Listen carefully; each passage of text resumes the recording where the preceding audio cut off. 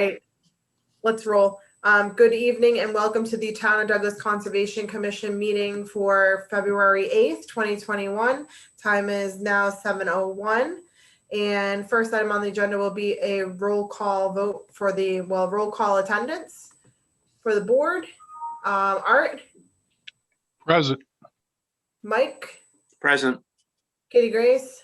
Present. Eric? Here. Okay, and Mark will probably be joining us shortly. So we'll just note when he gets here. Okay, meeting minutes 11:2 and 12:7. I still have the outstanding action for 11-2. Okay. Steve, do you want to give us an update on the?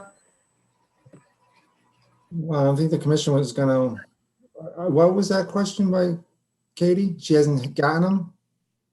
No, I am making the statement that I still have the action to review the meeting minutes for Oh. 11-2, and I haven't done that. Okay, yep, so that's what There we're is just. nothing preventing me from doing that. Thank you for volunteering. Yes, so that's what we're waiting for. Okay. I'm just trying to get to my Google Drive also. And then next item. You want to just say, for the sake of the new timekeeper? Yes. You go on to another item, if you can just say the time. Okay. Yes. Art, you're going to keep me on task on that one. Yes, So, ma'am. 7:03 violation notice, 66 Cedar Street, clearing brush and trees next to Bad Luck Pond. Could we go back to the minutes for a second? Sorry. Yes. The second batch, did anybody get a chance to review the 12-7 minutes? Well, I guess not. Okay. Did you? Yeah, I did. Okay. Do you want to give us your comments? Yeah, other than the timestamp stuff, I'm okay with it. Okay. Or do we want to take a quick peek at that? Yeah, I'll open them up. Okay. I'm just going to my drive right now.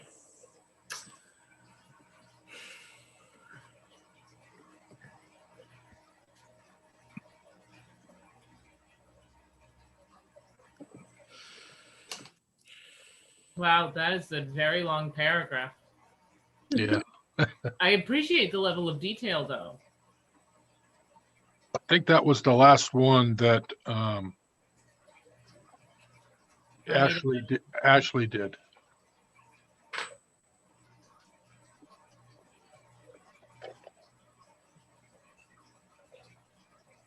Yeah, a little wordy, but it's accurate. Yeah, no, I don't. I appreciate this level of detail.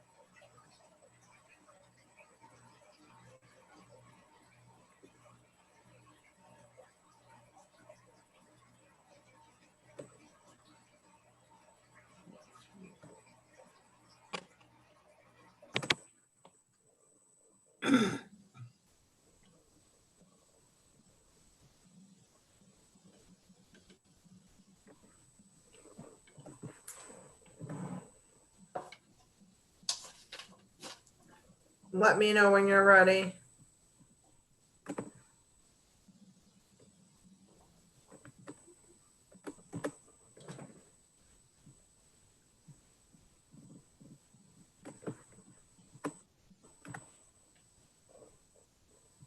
I found that the various topics were 3 minutes off, all of them on the timestamps. But like I said, the verbiage is accurate of what happened.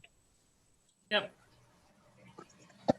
I'd make a motion to accept the minutes of Conservation Commission meeting on 12/7/2020. Motion's been made by Katie Grace, Second Okay. that. Oop. That's okay. second by Art. Roll call vote. Art Montmany, aye. Mike Greco, aye. Eric Harris, aye. KG Dudley, aye. Hey. Mark Munjamai. Oh, Mark's here. Thank you. Okay, Welcome. now moving on to the next item. 7:06 p.m. Violation notice at 66 Cedar Street, clearing brush and trees next to Bad Lick Pond. Steve, you want to give us an overview? Yeah, so we got an email from a neighbor, a complaint, and I think along with a link to a video, I think I sent that over the weekend about the neighbor cutting some trees. I went out this a couple weeks ago, took a couple photos from the street. Looks like a bunch of trees were being cleared on the lot. I think some of them or most of them around the house are probably outside the jurisdiction.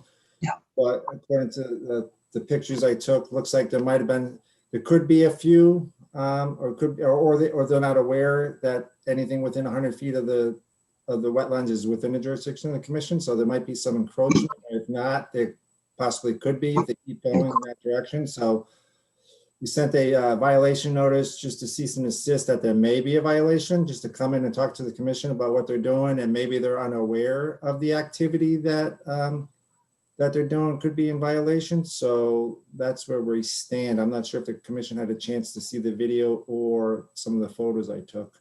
So we did send it by certified mail.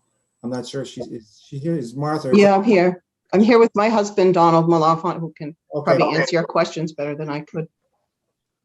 So that's where we stand. So we had an official complaint, went out, looked at it. It looked, I didn't go on the property.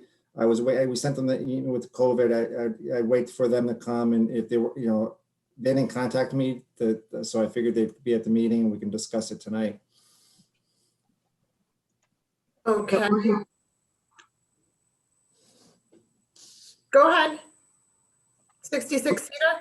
Okay, my husband, Donald Malafont, is here, and he can Sure. better answer the questions for you. I had hired Cody Parker to take down some trees. The activity of the tree cutting is done.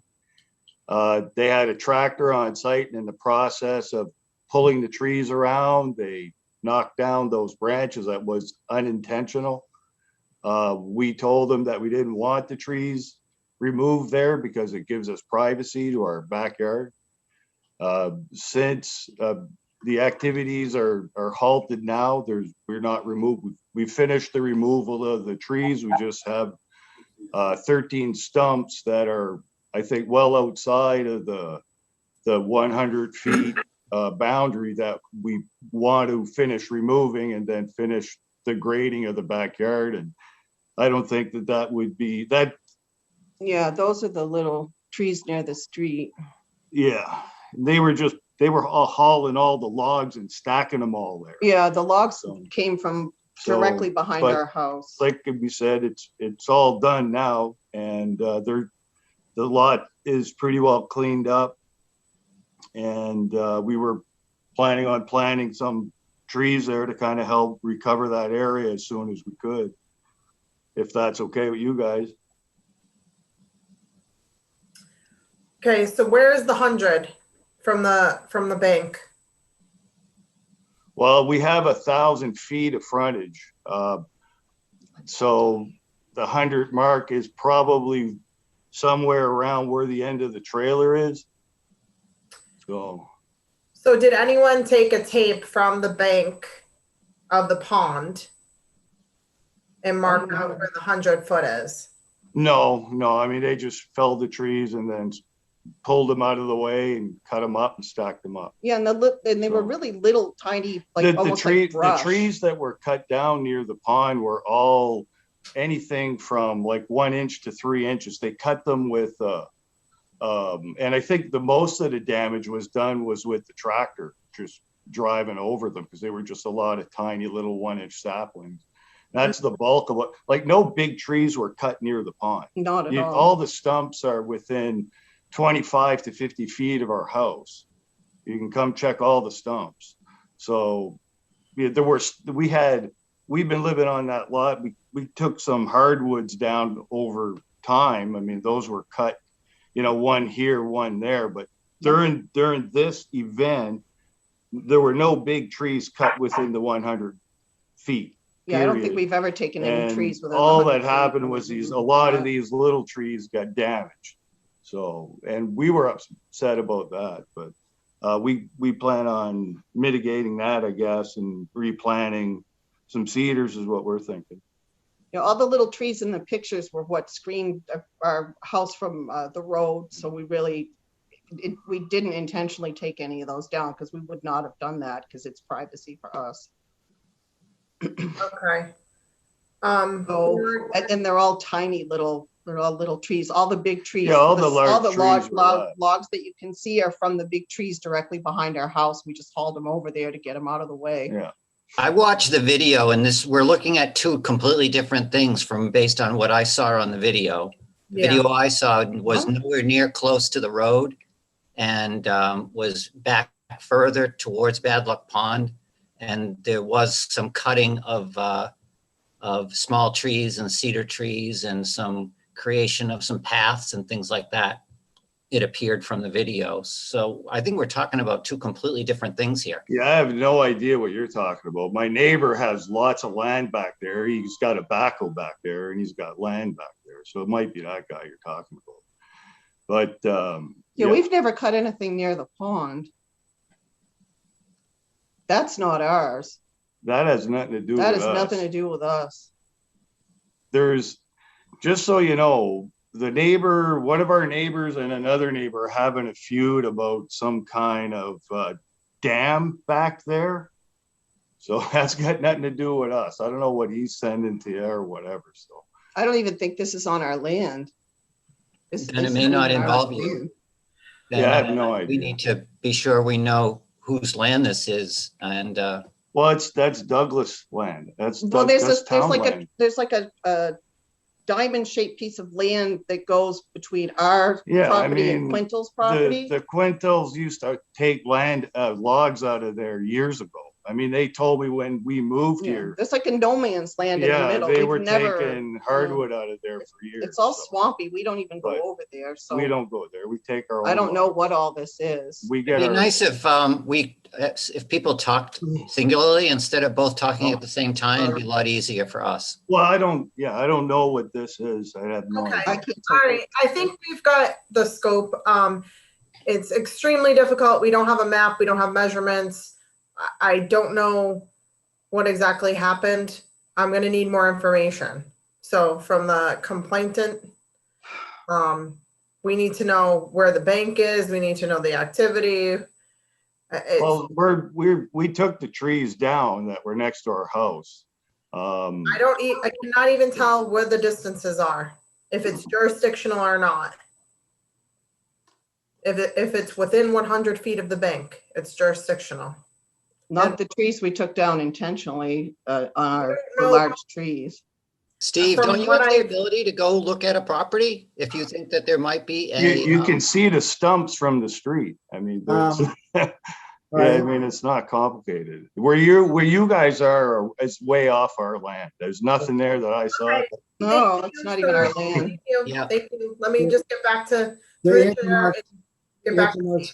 answer Mark's question, I have the ability, if they file an application, in that application for a notice of intent to the commission and the agent have the ability to go on the property. If someone files, if there's no filing, then I can only observe from the from the street, unless they give permission to go on their property. Yeah, I was just thinking about the cease and desist you gave off of, what was it, U Street last year? Was at the corner of the road and you saw some clearing happening and so you stopped the work? So Which one was that? down by by where the orchard is, was it Linden Street? Maybe it's Linden Street. Focus. Oops, excuse me. Yeah, so I went up to knock on the door and talk to the neighbors. I did, to see if someone was there. And I stayed on the driveway and on the way down, I talked to the same thing with the people that were working to ask them what was going on. And then most of the photos and whatever, it was taken from the street. So I tend not to go on anyone's property unless I have permission. Makes sense. Yeah. Yeah. So- So, yeah, sorry, go ahead. No, that's okay. Mike, are you here? I'm here. No, not Mike. Is anybody else here? The one that took the pictures? No. This one Mhm. is no better here. No, nobody else wants to speak on this. Well, I'm just curious, like at this point, we've ceased and desist. Yeah, we're done. We're cutting the trees done, down. you know, we had some trees cut down, they're cut down. Well, what are your plans for the stumps, though? Well, we want to cut the stumps down and grind them down. Yeah, they're only about 25 feet behind our house. There's like 6 or 8 of them right there. Yeah, they're next to the Or on a- I driveway. know, but we don't know for sure if they're in the wetland or not. I mean, you're telling us that they're not, but we don't know for sure if that's the case. I'll go measure them and take pictures and email you. I mean, they're nowhere near the bank of bad luck. I mean, that's so far Yeah, I away. mean, we're on a hill. These We're- stumps are on a These hill. I are mean, directly behind our house, and the Yeah. pictures that are taken are way at the other side of our lot by the street. Yeah, that's 700 feet away where that video was at least. Okay, so Do you folks have a problem with the conservation agent going on your land to take a look? I don't have a problem. You guys have been on our land before, and you guys have told us what trees not to cut down because of the endangered American cedar, which we respect. And I told that to the guys who came here, and I painted the trees not to cut, and I painted X's on the 100-foot boundary, so they respected that. No trees were cut beyond that. So I don't see why we're all done the work. We can clean up if you guys want us to plant trees there and do some remediation. I think we're lot 4, right? I think that's where No, we're that's at. Wallen Lake Road. That's Yeah, just you Wallen- that's us there, yeah. Why does it say Wallen Lake Road? Oh, that's weird. Yeah, the video you took is up near that brook. And lot 5. Yeah, in lot That 5. video's on lot 5. We don't even go on that land. Yeah, that's somebody, I That's thought that was town town land, I land. think. It's got we looked to see who owned that lot before and on the assessor's plot there, and we didn't find any owner. So I'm not sure who's on that. okay, land. so why doesn't Steve take a look, take a couple pictures, and then? Yeah, and you Yeah, see the trees where, they're directly Yeah. behind the house, that group of trees directly Right, behind the house. that's what was Exactly, gone. that's what we took down. There's like probably 8 or It- 10 there and a couple along the property line. there were dead oaks there. And we're And some taking down the pines. dead oaks, and the pines came down with them. Yeah, it's just what's behind the house. And Yep. then over by the street I don't even The- know why they cut The there. trees were taken was between the accidental. neighbor's house and our house and directly behind our house. It looks like there's a BVW though also associated with that, yeah. So Right, there is, definitely. Steve will take some pictures, some measurements with you, and then report back to us at our next meeting. We don't have enough information. Yeah, with the snow and everything, it might be a little bit difficult to narrow it down, but I'll go out, take a look, and then and tentatively, if we can put it on the next meeting, or if I can't get anything, I'll just update you. Maybe you can wait till we get a little bit of the. Yeah, that's fine. We can do the next meeting. Okay, can you explain what is it that you're saying? If you have done any activity within the 100-foot from the wetland or the pond bank, then we'll have to do some remediation or restoration and have some conditions for like grinding those stumps in place, things like that. Oh, And that's fine. Just not do any activity. Oh, yeah, no, we're not doing Yeah. anything until this is resolved. I mean, Yeah. we so- brought up the issues we had, which is just rendering the stumps and putting, so basically what you're saying is if anything is going to continue at all, there needs to be like bay hails and some kind of, or sorry, yeah, that, you Yeah, know what I mean? within 100 feet of the wetland. Yeah, Only within 100 feet. We don't have jurisdiction outside of that. Where are you talking about the boundary is for the 100 feet on your map? Oh, yeah. Determine that typically with a wetland scientist. So that, so Yeah, that's that that's an light, that very faint green line. is Green what- line. It could be. Oh, okay. okay. Oh, that's weird, eh? Okay. Yeah, I didn't realize it bumped out like that. So if you have my email address, it's on the violet. If you can send me an email. Yeah, just, yeah, we never realized this swiggly thing came way into our property. I don't think it's wet there. It's But never it might have, wet there. might have been at one time, but when we moved into that property, there was 150-year flood in Douglas in 05, 04. It Yes, can get yeah, so wet. we It can get wet. more information. So So we I don't wanna appreciate give- that, Steve. I don't want him to give his number over the air. So if you can just email me if you have contact information, I can call you when I go out. That'd be great.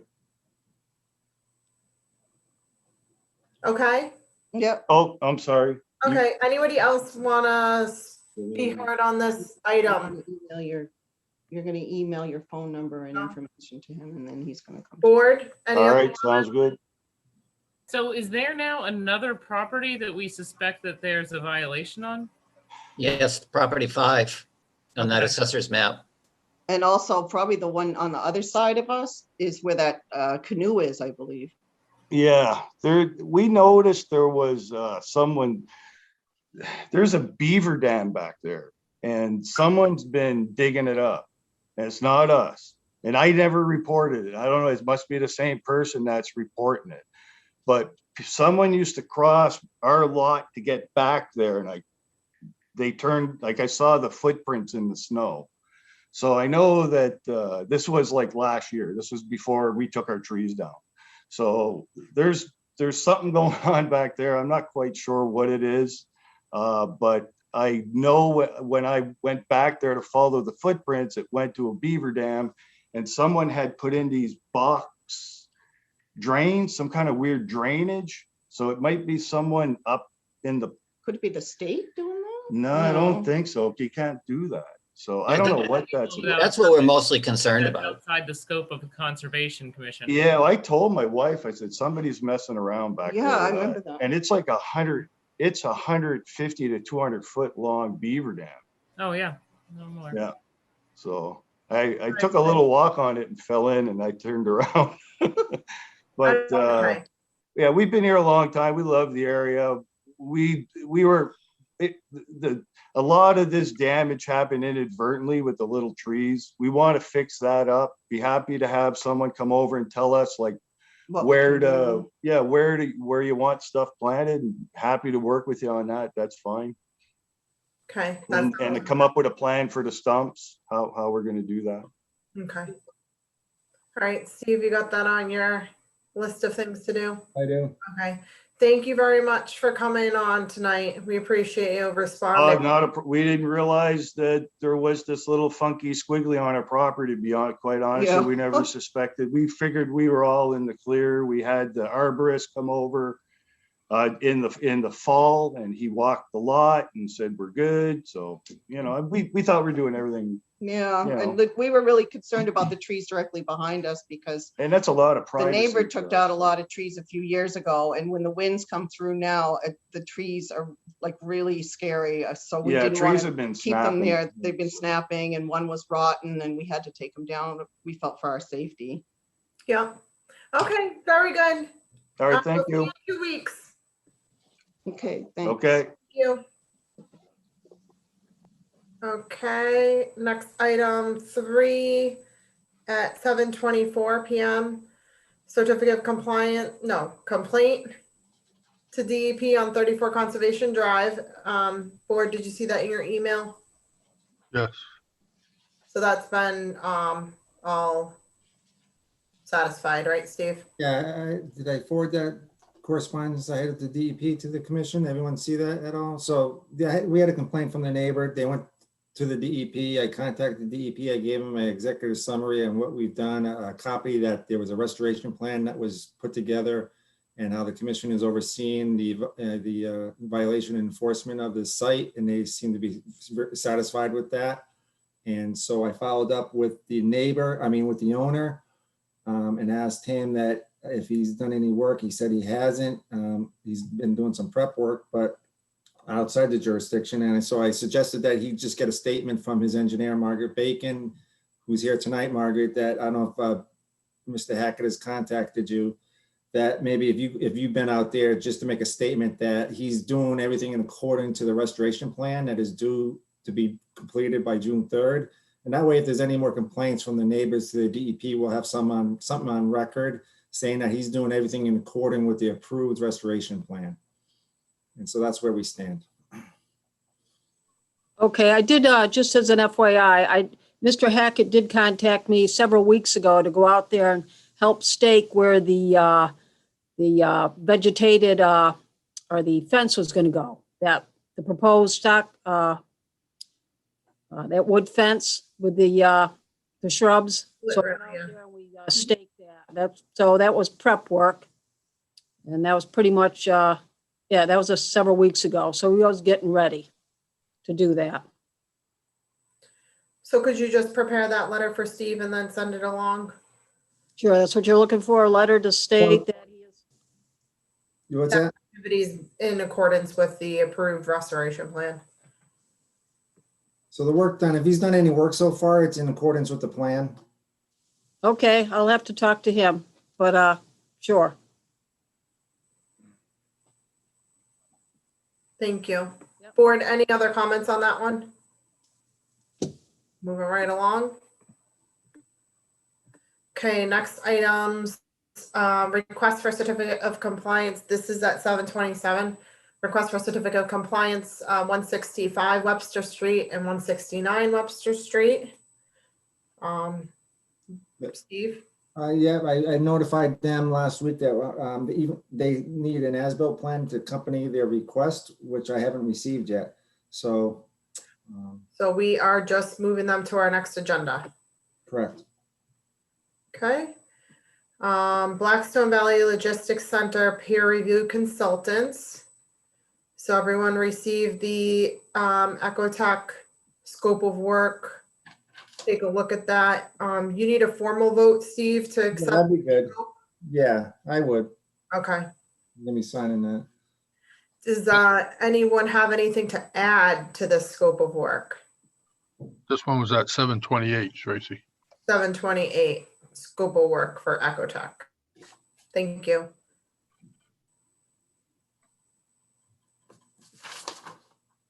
I think it's pretty inclusive of everything that we would always want anyway, plus more.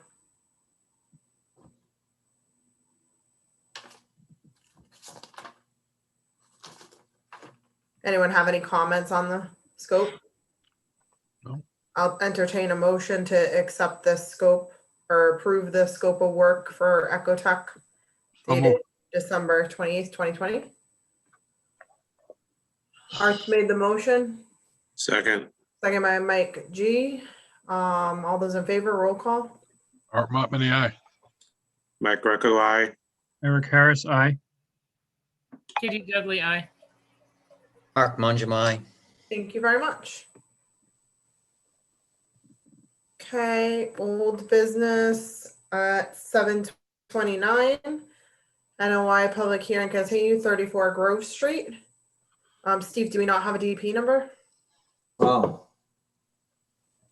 We do. Okay, good. All right. Board, did anyone go out to the site? Look. I was hampered by the snowstorm. Okay.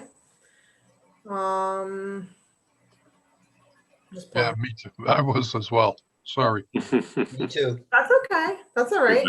So, are we gonna move forward or you wanna wait till we have a site walk? Margaret, I'd you still were like to have a presenting. site walk. I'm sorry, what? I'd still like to do a site walk. Okay, I would too, and I apologize for not making the time to get out there when it was decent weather. okay. Margaret, you're on for this one, right? I did stake the center line of the driveway through the wetlands a couple weeks ago. So you'll see stakes there. Did you have any evidence? Did you see anything about the neighbor's concern with that water flow across the yard? See anything going on there? Well, it's wetland, and I've got drainage calcs. So what we're doing here is really not going to change really the water flowing through there much. It's a sub watershed of about 10 acres, and we're only changing a small fraction of that from a wooded area to lawn and roof. So it's really not going to make much of a difference. Okay, So it's the water does flow through there, and it's kind of funny. It's I think there's a lot of large rocks below the surface because it almost like during low flows, it just disappears. You don't see much of a drainage channel through that wetland. It just kind of disappears down at the bottom of the hill. It may pop out again over in her yard. Mm-hmm. There's not a whole lot of evidence of, high flow through that area. Okay. On our property anyways. Okay. All right. Do you have the DEP number handy? Me? Yes. Or Steve, either one of you. Yeah, it's 143 1014. 1014. Okay. All right. So the board will go out, since we didn't get a chance due to the snow to go out to the site, and we'll take a walk, and then we should be good. Okay, now I just staked the center line of the driveway going through the wetlands. Okay. You walk right up on the knoll of that hill, and that's where the house is going. Yeah, the house was outside, right? The house is, yeah, Yeah. within the 100-foot buffer zone. It's, Yeah. So that's fine. Thank you. Okay. Anyone in the audience have any questions or comments in regards to this hearing? Dale? No, I'm good. I know you want to get your meeting of a site visit out there, so have fun. Hopefully it stops snowing so you can see it. Yes. Yes, I hope so too. All right, thank you. Thank you for your Yeah. patience. Yeah, no problem. Have a good night. You too. Did I lost Steve? Uh-oh. Okay. We all did, not just you. Yeah, right. Okay, so I'll entertain a motion to continue this public hearing to the 22nd, So moved. February 22nd, 21 at 7 p.m. Art's made the motion. I seconded it. Okay, Katie Grace seconded, and roll call vote. Art Montmany, aye. Mike Greco, aye. Eric Harris, aye. PG Dudley, aye. Mark Manjamai. Thank you. Should I give Steve a second? Yeah, either that or give him a call, find out what's going, maybe hopefully it's not an emergency. Yeah, he'll call me. So at 7:34, public hearing continued 97 Chestnut Street. Margaret, do you want to give us an update? sure. At the last meeting, the board had several comments and concerns, and I did submit a revised plan. And basically, that the comments were about moving the garage forward. I did move the garage forward about 7 feet, basically as far as I could. I was kind of restrained in the front with regards to a septic system. Restoration and mitigation, there's a lot of existing driveway that we're going to remove behind the garage, between the garage and the wetland. One of the members asked about using that area for kind of like restoration. So that driveway is going to be removed and returned to lawn. And then we're putting in the typical stockade fence there, or the split rail fence with wetland shrubs as a buffer, a fence between the proposed building and the wetland. And what else? Margaret, we do not have the revised plan in front of us. Can you screen share? Okay, It's the bottom. Do you have the plan up on your computer?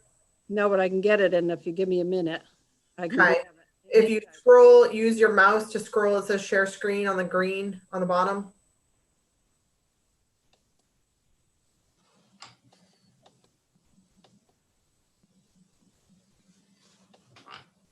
So when did you send this over to Steve? Later this afternoon. Okay. Yeah, we don't have it in our Google Drive. Hold on one second, I'll have it up. Okay.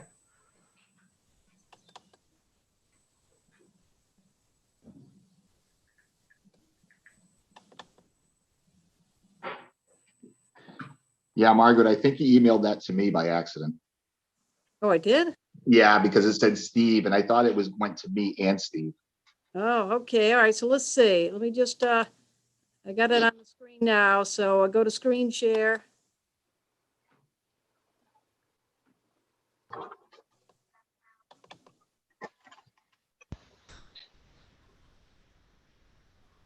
There we go. No, All that's right, not it. thank you. If you could just walk us through the revisions that you made. Hold on. That's not That's it. amazing. Hold on. It's not the right one. No, That's not the right one. Well, at least you learned how to screen share. We got that far. How do I get rid of it?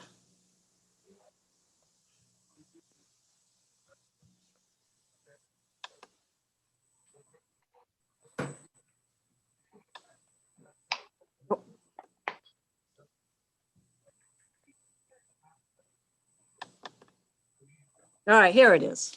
All right, is that up there on the screen? Still got the wrong one. You sure? It shows a little erosion control circle in the front? no, No.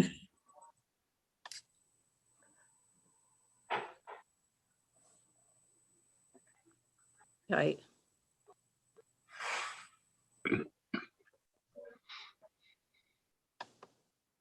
Oops. Right. Can you hear me? Oh. Hi, Sherry. I don't know what happened. Okay. Am I Sherry? Thank you. There. there it is.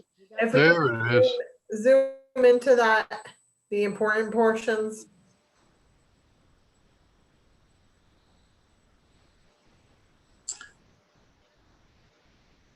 Okay. So, the proposed garage got moved forward, okay, as much as I can. You have an existing septic system right here. The new driveway is going to come straight in. We eliminated the door in the back. This here is going to be, this lighter gray area is going to be returned to lawn. Then we have the typical split rail fence with, I've got high bush blueberry and winterberry along the edge here. Here's the erosion control for the stockpile area. And that's pretty much the best we can do. You know, I've got the zoning offsets right here, so I haven't really got much more room to do anything else. The existing septic system approximately is right about here. So actually the amount of the proposed impervious area is about 750 square feet, and he's going to remove about 1,300 square feet. So that's a plus. And then the mitigation as requested. So I think it's a plus compared to the original design plan. Yes, Just all the commission's comments. absolutely, yeah. Okay, board, Art. Was this a slab, Margaret? Yes. I wasn't sure from. So last time, like 90% of this project was inside the buffer, right? Yeah, it still is. Now I've got the 25-foot buffer zone right here. And then this, the closest corner is about 27 feet away from the wetland. So there's the 25-foot buffer. Here's the 50-foot buffer. And then here's the 100 out here. Okay. So it's still mostly, almost the whole thing's still inside. Correct, but it's pretty much all disturbed here anyways. So what he's going to do, actually, there'll be less disturbance as a result of this project. Because all this back here will be returned to lawn. It's because right now it's gravel, asphalt. Margaret, is there any reason why the fence and the landscaping can't follow along the 25-foot buffer instead of that becoming lawn? No, it's just giving a little room to be able to maneuver around there, mow the lawn or things like that. Yeah, you can't Yeah. just leave about 10 feet What's that? from the building. leave like a 10-foot to get around? Sure. I'm sure my client will be agreeable to that. Because what's the vegetation right now, like right on the edge of that wetland? A lot of pepper bush. Like scrubby? Scrubby, yeah, scrubby right along and through here. That's correct. Yeah, maybe pulling that up a little bit so you're not as, you're not disturbing anything additional, right? Because that's not disturbed right now. So It's maybe at gravel right now. the edge of the disturbance. Sure, I can move this up right across, something like this. Yeah, with the plants. I've got winterberry and blueberry. Yeah, with the plants though, Yes, that's correct. moving them away from the, Sure, but give Okay. him enough room to maneuver anyways. Not that he's gonna drive back there, but if he's gonna mow the lawn or anything like that. I'm What sorry. happens to the other garage? That, This is a new garage you're gonna put there, right? correct. I can't read it. It's proposed something. The object in red? Could you zoom in a little more, please? Oh, Maybe one more, yeah. oops. Well, Okay, we had Sherry, she was late to the party. Okay, thank you. there's an existing garage and then there's this proposed garage. What's there now is, hang tight. It's a one car attached. Yeah, so this is what's there now. Yep. So I'd like to put a garage right in this area. This is additional, not instead of. That's right, additional. The other garage is attached to the house. Okay, all right.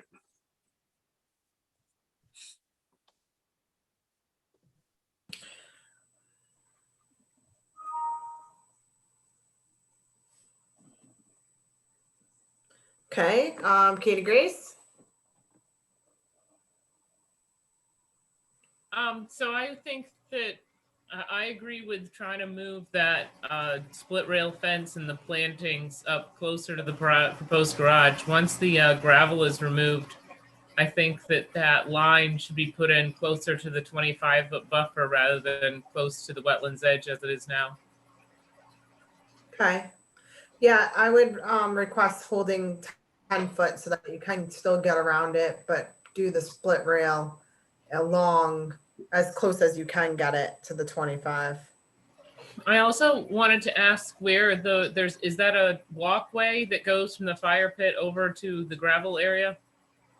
Right here, yes. It's existing.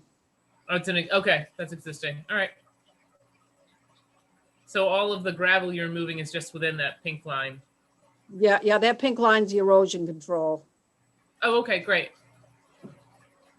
Yeah, no, that erosion control makes sense. I really appreciate the gravel removal. The garage size looks more reasonable. You're still in, but it's an improvement. I mean, I'd definitely rather see the garage move closer to the street, but I would appreciate if we can get further away from the wetlands. Yeah, it's been rotated.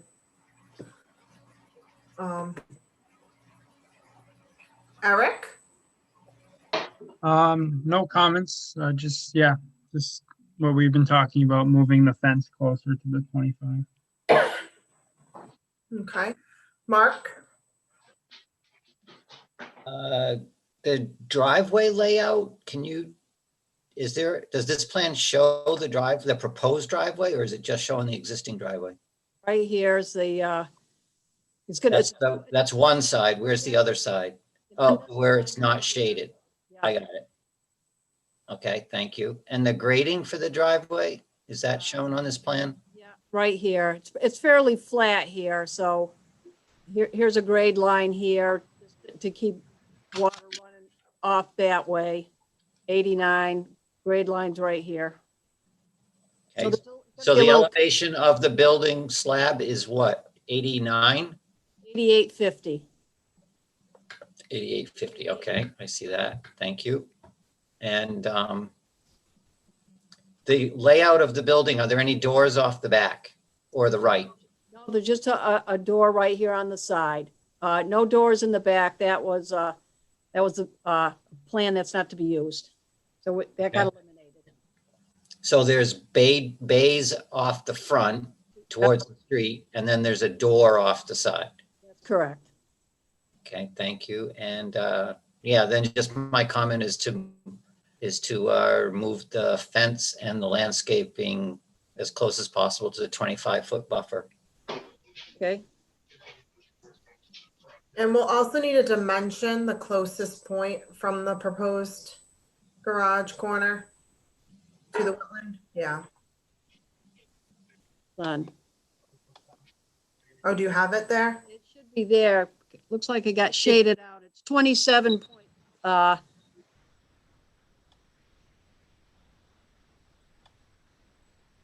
it's 27.1. Okay. All right.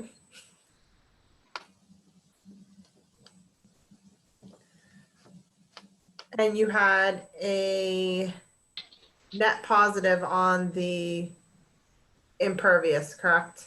Correct. Okay. That was about 200 square feet you're gaining? Proposed new impervious is 750 and the impervious to be removed is 1,300. So yeah, about 600 square feet. Oh, okay. Okay. All right. Steve, do you have any comments on this? No, I think she's addressed the commission's concerns to date. And it's on 1013 is the DEP number?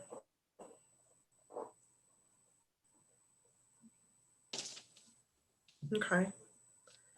Board, anything else before I open it up? I would just comment that the, you know, the section that we're talking about, removing the gravel and turning it into landscaping, that it should note that, you know, the gravel will be removed still and the area will be loamed and then it will become landscaped. Return to lawn. Is Not that lawn. what they're proposing? So, Well, I think that's why we're pushing to move the split rail fence and the shrubs up into that 25-foot buffer so that only the area closer to the garage would become lawn and the remaining section could not be lawn. Correct. yeah, I would maintain a distance of 10 feet between the building and the split rail fence. Okay. I mean, So- most lawnmowers are smaller than that, though. What? Most lawnmowers are smaller than that. Just in case there's an emergency. An emergency lawn mowing. No, There's 16 and a half feet between the house and the garage. some other kind of emergency. Yeah, the septic. But what emergency is this? Tracy, A fire. tell me about this emergency. Fire. There's a fire. The fire truck can fit between a 16-foot and 16 and a half foot gap. I think 10 feet is reasonable. I don't. I So- think it can be a 5. Problem with the 5 feet, you're getting too close, and then as the shrubs grow, they're gonna be, you know, right up against the building. You don't want that. Which, Winterberry and blueberry out in the sun, they're gonna grow pretty big. So you don't want them too close to the building. on what side of Well, at the, that corner, they can be off the 25-foot, but as you get further behind the building, bring it back to the 25-foot.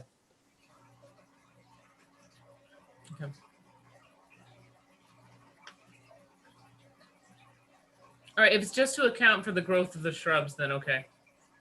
It's, yeah, I mean, there's only really a spot in question where it could be a little too close. The rest of the area is definitely 10 feet, but if they kind of curl it Right. and meet with what's already designed, curl it away from that corner, the back right corner. They gotta push that out just a little bit, which would be within the 25. Yes, Was that you, Mark? that was me. That said yes, correct. All right. So anyone in the audience have any questions or comments on this hearing? Mike? No, No, another Mike? Owner?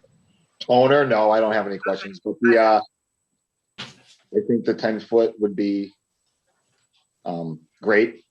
And I'm more than willing to put up a split rail, some shrubs, to be in compliance with your guys's, that's it. Okay, thank you. Okay, board, what's your pleasure? I move to close the public hearing. Okay. Motion's been made. second, Seconded by Mike. Roll call vote. Art Monmany, aye. Mike Greco, aye. Eric Harris, aye. KG Dudley, aye. I don't know how to vote. Do we get to see a revised plan before we vote on it? Yes, we can. Yep.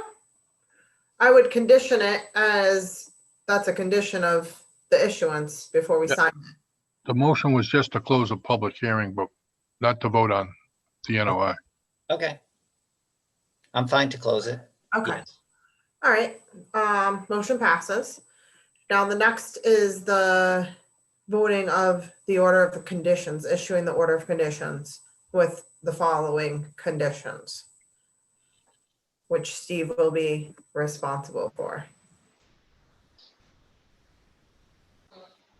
Does anyone want to take a stab at it? I think we're just, the plan as presented with the exception of the split rail fence location and the native shrub location.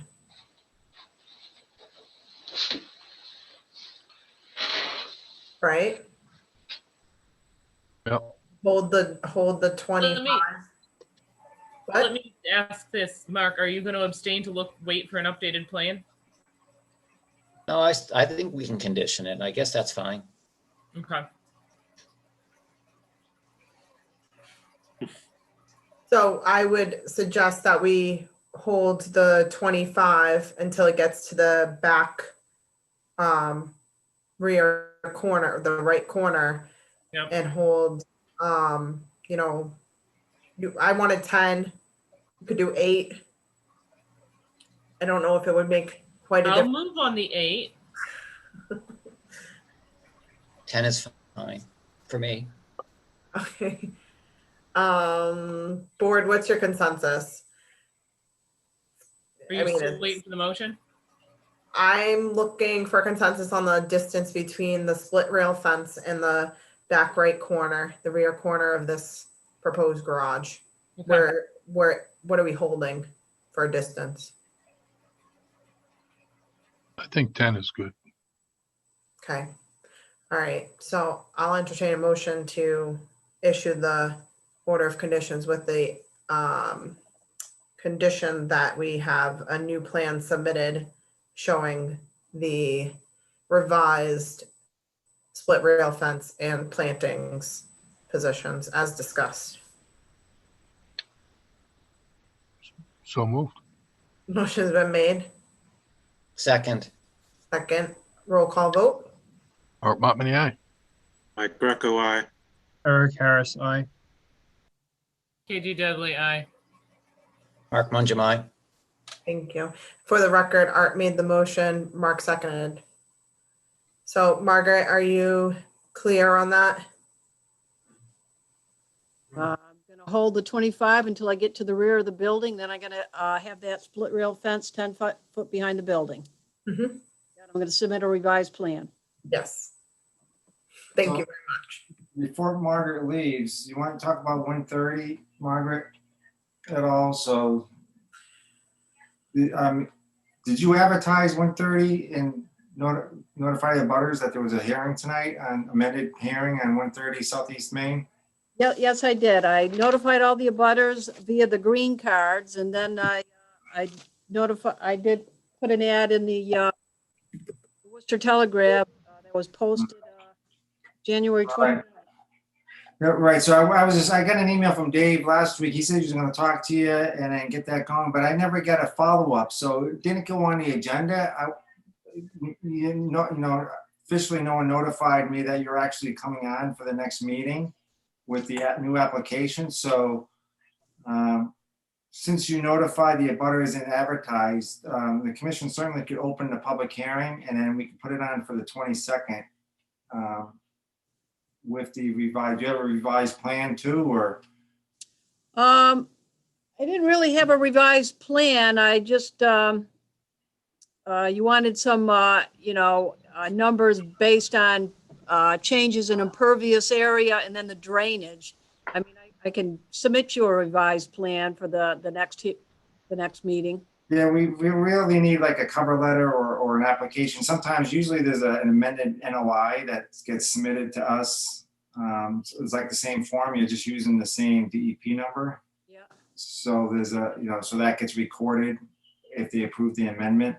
Okay.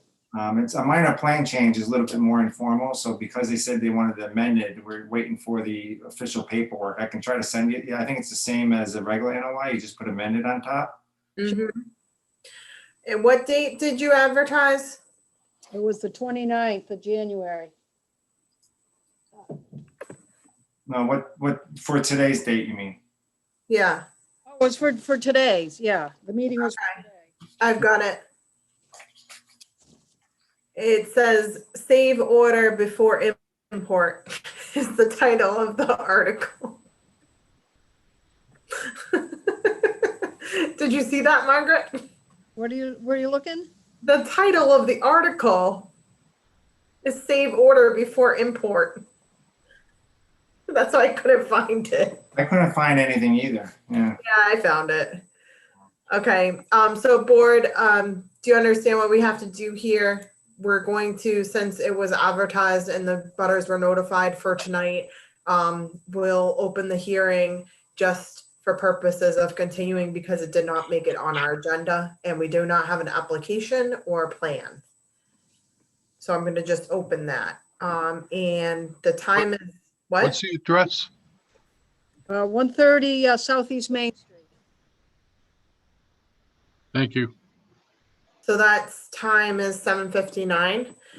Town of Douglas Conservation Commission will hold a public hearing on February 8th, 2021 at 7 p.m. for a request for an amendment to an existing order of conditions for David LaRue located at 130 Southeast Main Street, Assessors Map 222-26.1 for work to be done pursuant to the Town of Douglas Wetland Bylaw and the Wetland Protection Act, Mass General Law 131, Section 40. The proposed revisions include minor driveway realignment, house modification. Public participation will be via virtual means only pursuant to Governor Baker's March 12, 2020 order suspending certain provisions of the open meeting law, general law, chapter 30A, section 18, and the governor's March 15, 2020 order imposing strict limitation on the number of people that may gather in one place. This meeting of the Town of Douglas Conservation Commission will be conducted via remote participation. The public may participate in this meeting via remote participation. A website for the meeting will be provided on the conservation agenda posted on the town's website at least 48 hours prior to the meeting. Copies of the revised plan may be examined electronically by contacting the Conservation Commission at 508-476-4000, extension 205. Okay, and I'll entertain a motion to continue this hearing to February 22nd, 2021 at 7 p.m. So moved. Seconded. Motion made by Art, seconded by Katie Grace. Roll call vote. Art Montmany, aye. Mike Greco, aye. Eric Harris, aye. Kenji Dudley, aye. Mark Manjamai. Thank you. Okay. 34 Grove Street, what did that continue to? February 22nd. Thank you. Hey, if I might just add on the 97 Chestnut Street, because we've asked for some changes to the plan, and all we ever get when we are signing is we just get the signature form, that we get a copy of that plan before we sign. Absolutely. Yep. That makes sense. I'll have a copy for you by next meeting. Or prior to. Yes, we are going to be discussing a deadline for submittal of documentation before our meeting. Margaret, just to let you know, What do you mean? like a deadline for new documentation, new plans. Like not the day of. That's all I'm saying. Okay, okay. You weren't following. Well, one thing, if we have a deadline on Wednesday, then we know what's got to be on our agenda for the Thursday posting. Okay. That's so that would capture like a couple things, maybe. All right. So moving along. Thank you. You're welcome. Thank you. Have a good night. New business at 8:02. Public hearing, 50 Southwest Main Street, Morse Pond Dam, Lawrence Spaziel, possible votes. And I'll read the article. Town of Douglas Conservation Commission will hold a public hearing on February 8th, 2021 at 7 p.m. for a notice of intent filed by Lawrence Spaziel, located at 50 Southwest Main Street, for work to be done pursuant to the Town of Douglas Wetland Bylaw and the Wetland Protection Act, Mass General Law 131, Section 40. The proposed work involves trees and woody vegetation will be removed from the earth. Public participation will be via virtual means only, pursuant to Governor Baker's March 12th, 2020 order suspending certain provisions of the Open Meeting Law, General Law, Chapter 30A, Section 18, and the Governor's March 15th, 2020 order imposing strict limitation on the number of people that may gather in one place. This meeting of the Town of Douglas Conservation will be conducted via remote participation. The public may participate in this meeting via remote participation. A website for the meeting will be provided on the conservation agenda posted on the town's website at least 48 hours prior to the meeting. Copies of the notice of intent may be examined electronically by contacting Conservation Commission at 508-476-4000 extension 205. Okay, and we do, I believe we have. Can cable make me be able to host, share screen? Yeah, Yeah, I actually I had, but then you came back as Sherry, so let me fix that. Sorry about that. And we do not have a DEP number yet for this.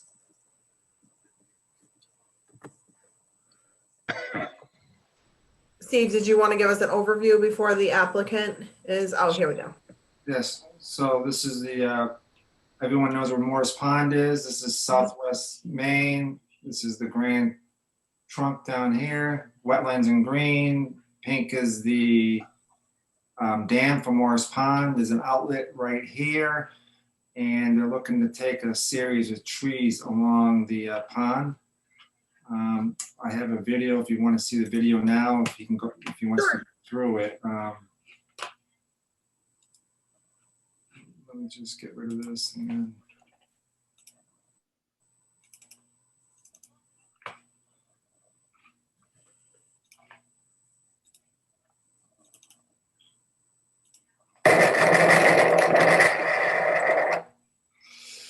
so I don't know if the engineer wants to describe what they're doing as we walk through this. It'd be great. Sure. So, obviously, Mr. Vizio owns. He's responsible for the maintenance of this dam. It's regulated by the Office of Dam Safety, and each at certain frequencies we're required to do inspections. And part of the policy of dam safety is to have the trees and woody vegetation removed from top of the embankment and 20 feet from the toe of the slope. So what you're seeing now is the top of the embankment. Any of the trees and woody vegetation would need to needs to be cut down so that it can be maintained, so there are not issues with trees blowing over and creating voids and that embankment and potential for failure of that failure of the dam. So we're proposing the stumps to be left in place at this time. We would keep the tree removal to the area outside of the actual wetlands. It's going to be all handwork that's being done here. So those trees will be cut down and pulled out of there. This area isn't big enough to bring a crane or a machine in there. So again, it is required by the Office of Dam Safety. We have filed a Chapter 253A permit, which is specific to this type of activity. They have approved it, and we're in front of the commission looking to get your approval to do this thing. Thank you very much. And name and address for the record, please. Oh, I'm sorry. Christopher McClure, McClure Engineering, 119 Worcester Road in Charlton, Mass. Thank you.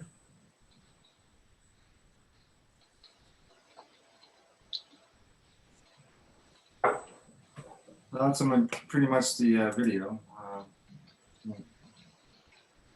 Kind of keep going down to the end of the dam. This is the end of the dam right here.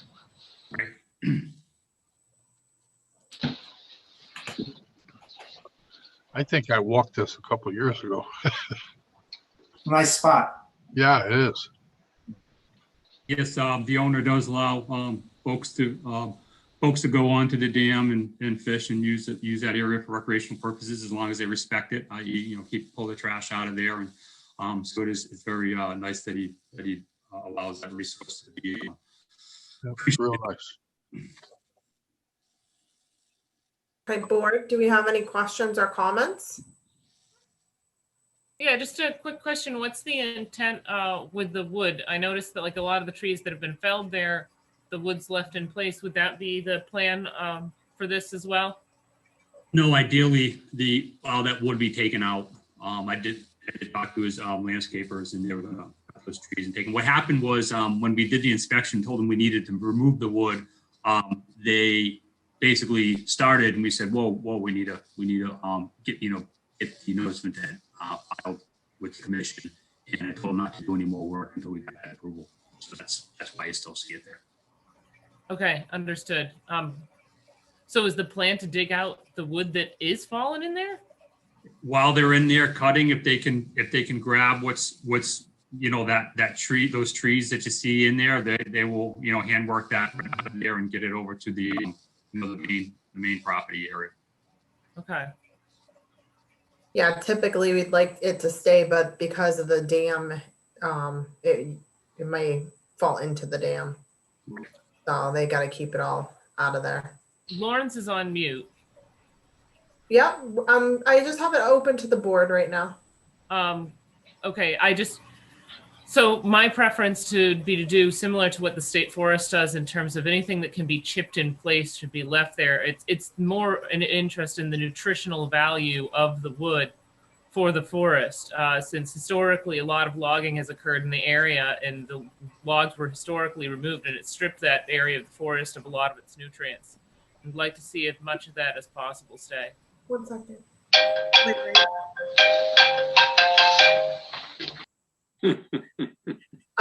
Okay, you want to hear from Larry? I mean, however you want to do it. Okay, I asked him to unmute. Oh, not you, Eric. Sorry.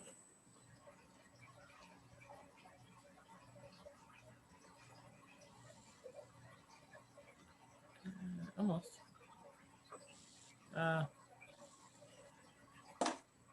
Well, he's unmuting. Does anyone else on the board have any questions? We'll get back to, you'd prefer to see it chipped in place, correct?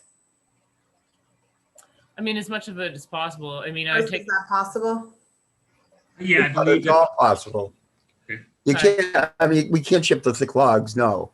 But anything that will go into the chipper, we do that. We're in chat. I take care of the 72 acres next door also.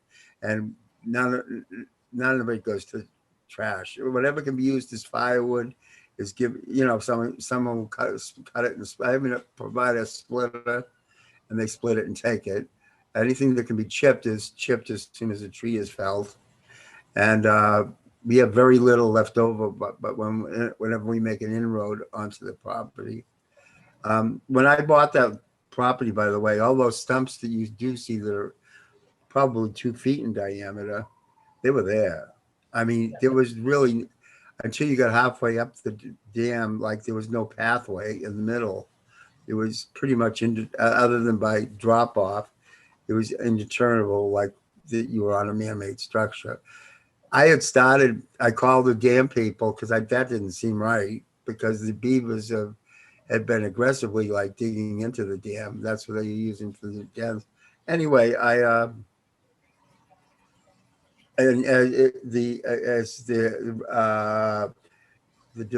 demands of the dam started to catch up with us, because we were just a little head. We didn't do anything wrong according to their provisions, but I didn't like the thought of the possibility of one of those trees ever upending itself and leaving the stump hole. And having it rot bothers me too. So every year I have a steamroller come through in the spring when it's moist, and we go back and forth on the top of the dam 4 or 5 times, so that any vacuums that are created within the dam by any like aggressive beavering or whatever. And the stumps, some of the stumps we got large pieces of flat rock, put them on top of the stump and made it into a place you can fish from and stuff. You couldn't see the water from the path, even though it was down a very narrow area.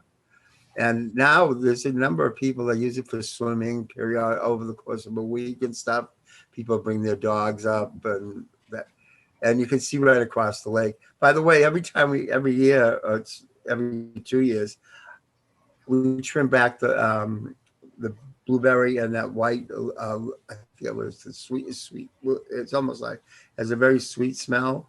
And it comes in like hedge. It's like it's very bound, and it looks great. No, I'm very familiar with the area. I've walked up there more than a handful of times. Okay. And I appreciate it. I just, again, I was interested from a forest nutrient perspective, how much of the wood would stay on site. None. The chips. We bring the chipper right to the spot.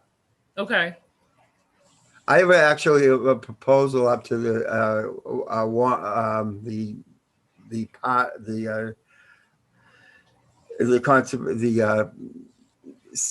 state park right next door, because the trees along the backside along the trunk line, that's used by a lot of the turtles in the area to lay their eggs. And like a lot of us getting older, they're getting bigger. And really it's these birch trees that whenever you cut them, then you get 10. So like, as far as like reducing the density of brush, it would quantitatively reduce the density, because it's too shady at this point, and the turtles are kind of you can see that they're a lot more. They want to lay their eggs in the sun and the warmth of the. So I was going to do 200-foot sections, and I said that we would do them with a chipper, and they wouldn't need to have to provide any people power. And I'm waiting to hear. Last year it wasn't the roar wasn't too loud of acceptance, so we didn't. And it's sort of lonely, because like actually if it's shady all the way around and you're a turtle that wants to lay its eggs in a warm area so that the eggs will hatch in 60 days, I don't know where you go in a few more years. So anyway, that's just something that's down the pike. As far as, thank you very much. So anyone else on the board? I think this work needs to be done, so it's very important. Unfortunately, we don't have a DEP number yet. Chris, did you electronically send it in? Yes, we did. We made some. Okay, and they still didn't get, I have a Yeah. ID number. yeah, I see it was filed on the 19th, so it's looking like it'll be a couple. Something's not the same one. Hopefully we'll get it for next time. So anyone in the audience have any questions or concerns in regards to this hearing?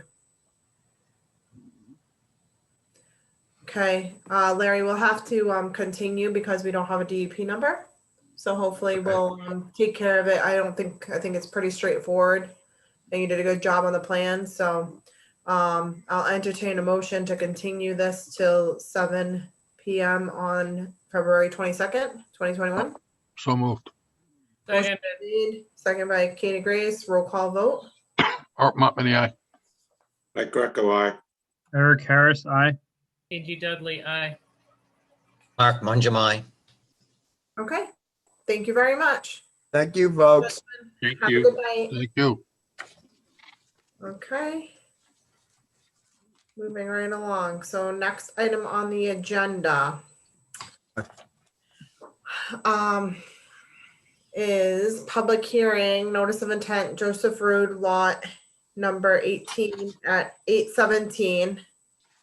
Steve, do we want to take these all separately? Yes. Okay. I mean, you can certainly maybe open them all. So there's no confusion. Well, open them one at a time and not just open them all, you know, read every notice and have them all open at once. It's a tough one. I mean, they're all kind of related. Okay. That was a good answer. Okay, let me open the first one, number 18. I'll just each notice is the same, correct?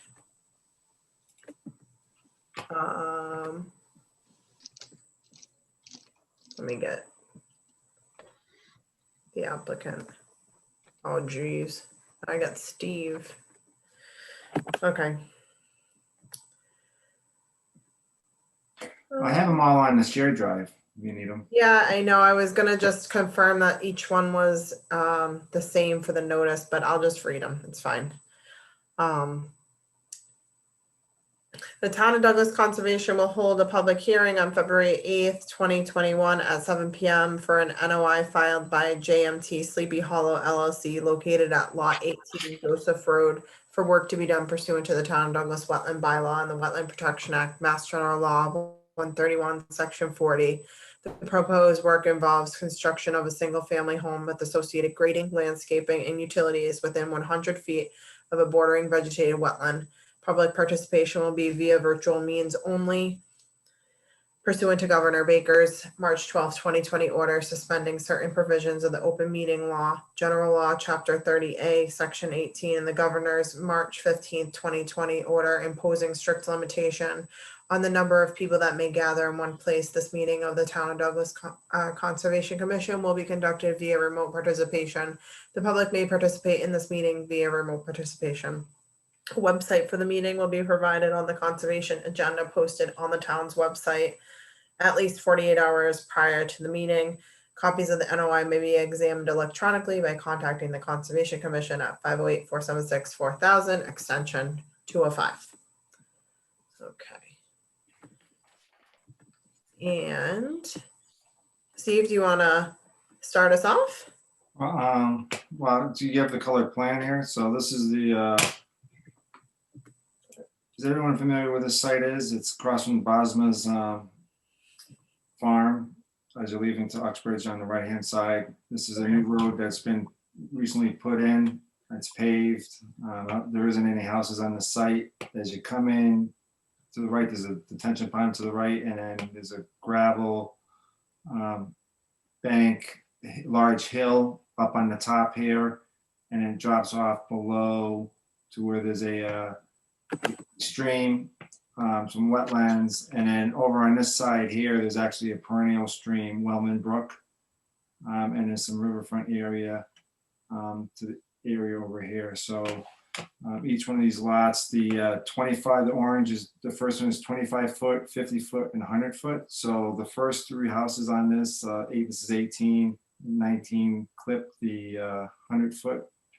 And then the other 4 lots are outside of it where it's primarily grading that they're doing in the backyard. I think there's septic, it might be town water in this area. Yep. And that's what I have. So some of the big concerns, my comments were, this is a cold stream fishery. So the wetlands, I'm not sure if its flags are still there, but there was no flags on the original plans. The original plans were kind of the scale. It was a little too close, so it's hard to differentiate from one to the other. So I asked to have an overall larger scale so the commission can kind of see the overall project. I did go out before it snowed a month ago, took a video I can show, just so you can see the steepness of this slope.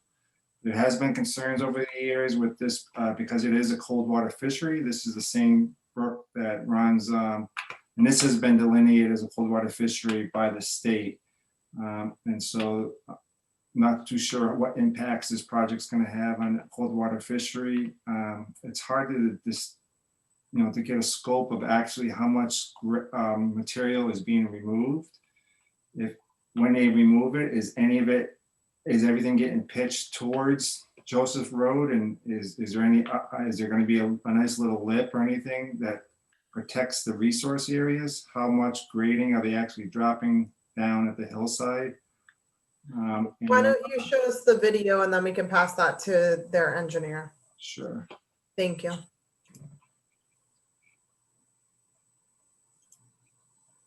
Steve, I saw riverfront area denoted at the front, but there was no riverfront area denoted where you were showing lot 18, lot 19. Is there not any riverfront in that area? Let me bring this back up. It's Wellman Brook at the front. But he was saying that it's a cold water fishery back there. Yes. So can you see the plan? So see this blue line here? Yes. This is Wellman Brook that crosses the street and comes up by between the high school before you get to the high school. Yep. It cuts through where the track and field runs through the high school. Yep. So that's Wellman Brook. This is Riverfront, which has the inner and outer riparian here. And that's one of my questions on 23. Do they have the riverfront calculations? They don't show the stream in here. There's a brook that. There's a clear brook through there too. There's a clear brook through here. It's inside the wetlands. And it's the outer jurisdictional area would not be the bank. It would be the outer part of the BVW, which would, so even if the bank was here, since they're not crossing it, the 100 foot for the bank would be inside one of the outer limits. So the outer limits of the BVW is this outer limit here. That's the most extreme. But this brook that's in here, it's an intermittent stream. It's not a riverfront. So it dries up, and that went to court years ago when 93, where they put the garage up. That was actually appealed 15 years ago. We actually went to court on that, and the adjudicated hearing judges determined that it was intermittent. But even though it was intermittent, the state came out 10 years ago, and it was the same information I gave for 93 Davis that has the marijuana growing area plant. Yep. That's this brook. And so that came out, and they determined that this was a cold water fishery up to a certain point, and this point is definitely within the area that they determined was a cold water fishery. So, all right. So even though it's not a perennial stream, it's still considered a cold water brook. It was, yep. That's strange. Okay. They have legs in Douglas here. So is this plan showing both sides of that wetland area, or only one side? Well, I asked him to put the flags on some of the original plans that he submitted. The engineer could talk about, didn't have the flags on, but I'm hoping this plan doesn't, the large 40 scale doesn't show the flag numbers on it, but I think the individual plans for each lot does. Okay. Let me bring up the video. Yeah, I'm sorry to interrupt.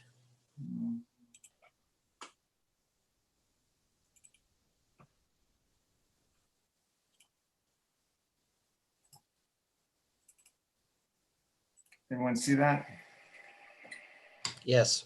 So this is Joseph's Road. This is the detention pond. I'm guessing I'm standing maybe lot 22, 23, 18 is up here. And so this is a series of the lots. So I'm just gonna walk up and then over just so you kind of get a flavor of what the terrain is. I'm speculating this engineer could chime in that this grade I'm walking on now is not gonna change. That is correct, Steve. We are picking it up a little bit in the front just to get some of the front yard to pitch towards Joseph Road. But essentially, we are looking just to kind of level out the back of the lots. And then in some areas, provide a little bit of a backyard before the hill starts to come back up again. Name and address, please. John Federico with Gurrier and Hellnon, 333 West Street, Milford, Mass. Thank you. So there's a brook. It's pretty distinct because it's toward a slope mark. So, I mean, where there is really no, at the bottom of this, that slope is where the stream is. So this is so where I'm standing, I'm guessing is all going to drop down to what the level, that lower level is. Yes, and then we would be having a gradual grade to meet wherever we have that grade. We're not intending to really scoop anything out of there, just essentially kind of flatten it out.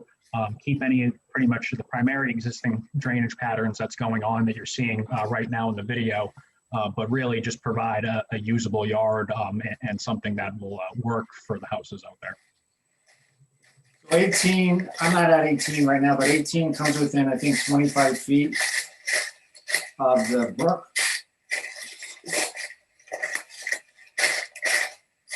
The clearing limit flagged in the field right now for us to be able to see this?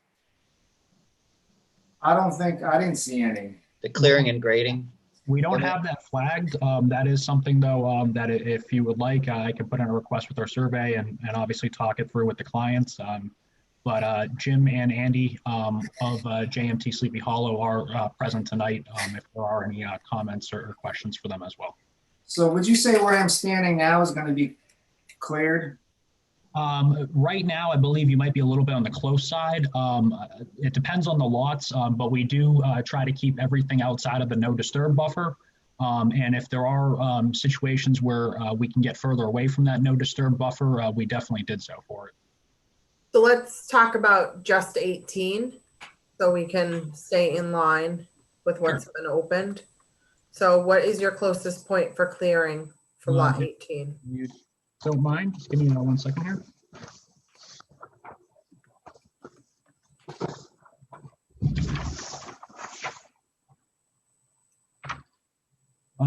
For lot 18, the closest point right now is about 27.5 feet to our erosion control barrier.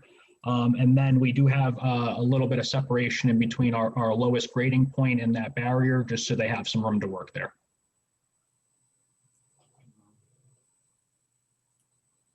Okay, could you go over the alternative positioning for the lots?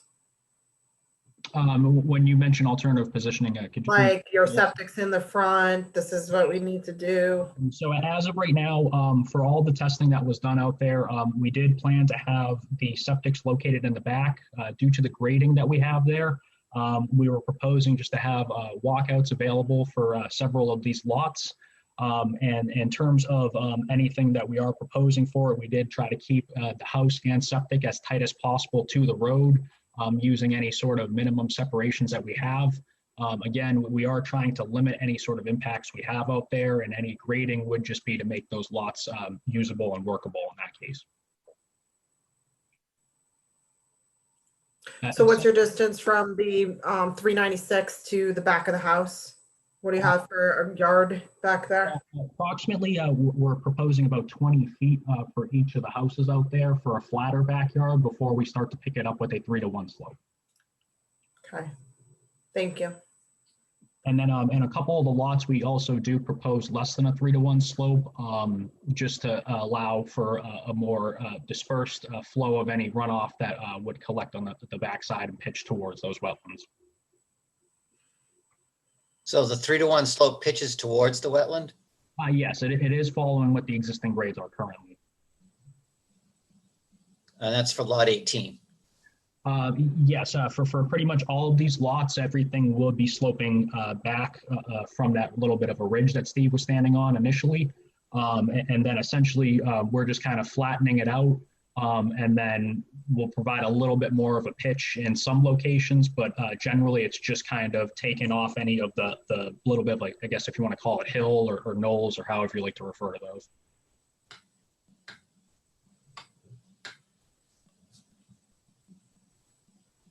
Well, that concerns me. But you weren't implying that you were creating new water flow towards the wetland. You're going to stop it at a certain point, like a plateau, and then pitch it towards the house. So as of, well, actually, no, everything was just essentially being flattened out. We wouldn't really be pitching anything towards the house other than essentially your front and a little bit of the side yards in some situations. But you have, I'm just trying to see these grades on the backside. The high point of the knoll essentially is where the house is positioned. So in terms of where our grading is, we're not trying to propose anything steep along the sides of it. That knoll essentially would come down to what the backyard elevation is. And then just to make those grades work, we do have to propose a little bit of grading at that 3-to-1 slope. Again, we do try to limit that as much as we can for it though. And then it would just tie into whatever the existing grade is. We're not proposing to make that grade any steeper. Actually, in some cases, we are lessening the slopes that are out there existing. Is the plan on the screen for everyone? Yes. Is there a reason, I mean, Mark, your expertise in, is there a reason why you can't utilize the existing drainage pond and create a swale along the entire back perimeter and keep things from, instead of flowing into the wetlands, have it flow into a rain garden swale that would eventually work its way on heavy rains towards the existing detention pond? Right now, just based off of what we have out there for conditions, being a very gravelly area, any sort of potential like a rain garden might not be the most effective use, just because it would be extremely well draining out there. In terms of trying to propose anything for swale to capture it, I'd have to go and take a little bit of a closer look at the drainage calcs on the detention pond. But essentially, it was designed to capture flows from the upper side, which would be anywhere from like lots, call it like 8 through the 16 range, as well as capture any sort of runoff for the road. Again, we are trying to pitch anything on the front side and roughly to the middle of the house towards that road to try to mitigate for any impacts there. But really it would just be essentially, grass in the backyard and then just any runoff that might hit that grass that would be moving towards it. Again, though, everything along that ridge side is already flowing towards there. So we're lessening any sort of steepness that we have on there. And then as soon as we hit that no disturb a few feet away from it, we're essentially stopping everything so that it does remain natural as possible.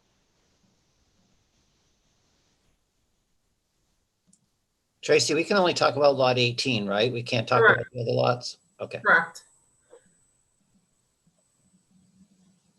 I mean, is this where the crossing is, right here?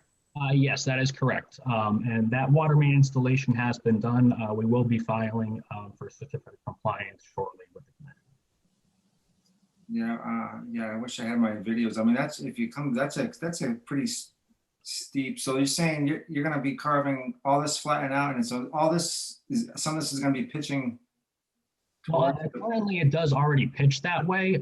Essentially, if you were to kind of think of it like a pyramid, instead of having it come to some sort of point where that ridge is, we're just kind of flattening it out and then hopefully just lessening the slopes to kind of slow down any sort of runoff that is already there. Yeah, but now it's... Yeah, now it's grass, not trees. It's not fertilizer and everything that's associated with a single family. It's the big issue is, protecting that, cold water fishery in the wetlands. Now it's just natural vegetation, wooded area. Yeah, I'm not comfortable at all with the slope towards the fisheries in the wetland, and you know, and having only a 25-foot buffer in that area. We can definitely consider putting up some smaller berm there. We wouldn't want to create any sort of potential like a ponding hazard or something that could blow out if water did, you know, pond up and then potentially cause more erosion or something that could affect the wetlands. Essentially, we were trying to minimize all impacts as possible with it. But specifically on lot 18, you do have a rather large side yard, right? We do have a little bit of a side yard for it. So we could try to pull back the rear yard a little bit. Again, there are walkouts proposed for it. So we want to try to optimize it as much as we can to have a usable backyard area. But to the right of the house, there is a little bit of a flatter area that we did create as well for it. What's happening to the right of lot 18? It's just going to be open space? Everything that's over there, it is a part of lot 18, but it's nothing that we can develop in terms of setbacks with close proximity to the wetlands and then what we're working with for grades out there. So that would remain as natural.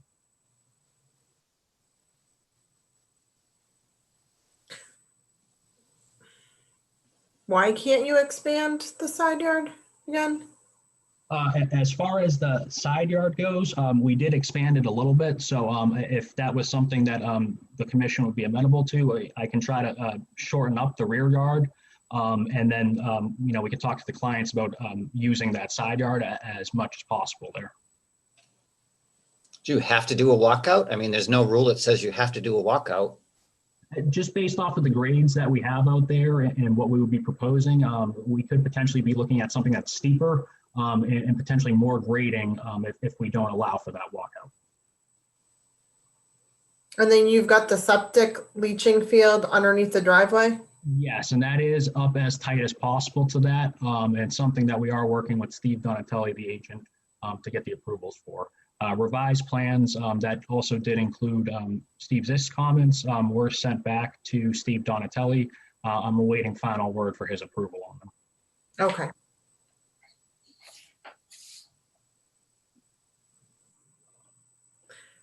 Board, anyone else have comments? Art?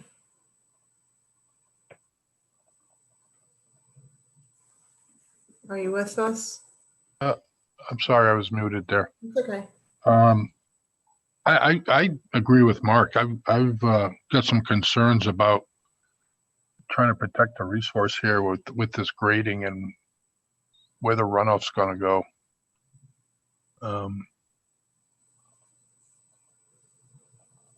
I do see a lot of room to the left here. I don't know if that would help, but I mean to the right. We're also running into the water main easement as well. That's that dashed line right where Steve's cursor is and those couple proposed contours. So we could possibly expand that a little more for a side yard. But in terms of anything really for trying to move the house or the septic system to try to optimize the area, we're unfortunately bound by that as well. You're already grading over it though, so it's as far as extending your limit of work from the 50 to the 100 and keeping the majority out of the 50. Do you think that's a possibility?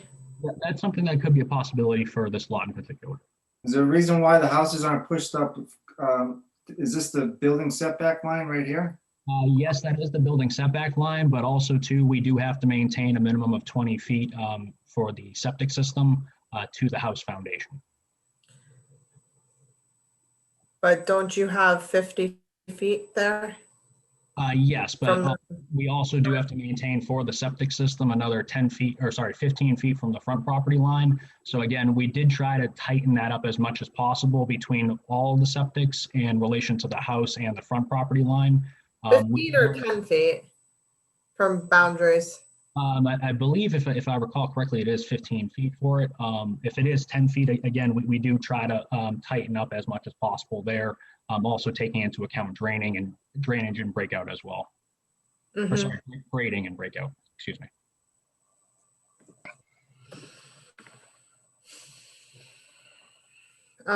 Katie Grace? I mean, if I'm being honest, I'm gonna call this a non-buildable lot. Either that or I'd shrink the house and the septic so that they're closer to the roadway. I'd remove the deck and I'd get any and all work out of the 50. Thank you for your honesty. Mike? No comment. Okay, Eric? I would agree with Katie Grace that the house needs to be moved and the backyard needs to be less impact. Okay. Mark, follow up? I think Katie expressed my concerns and the solution. Okay.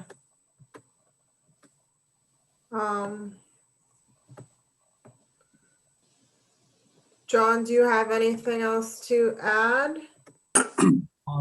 I personally don't have anything more to add for this lot. I will default to Jim and Andy if they do have any comments or concerns they would like to express that we could possibly hash out with the commission right now. And they're the direct clients again for this project. Okay. I'll open it up to the public. Questions, concerns in regards to lot number 18? Andrew? If you're trying to say something, we can't hear you. Okay, this is Andy Leonard, One Lackey Dam. No, I didn't have any comment. I think we'll get together with John and take a much closer look at that lot and see what we can do to get it out of the 50. Okay. Thank you. Anyone else in the audience? Questions, concerns? Lot 18? Seeing none. Okay. Steve, anything else? No, not at this time. Okay.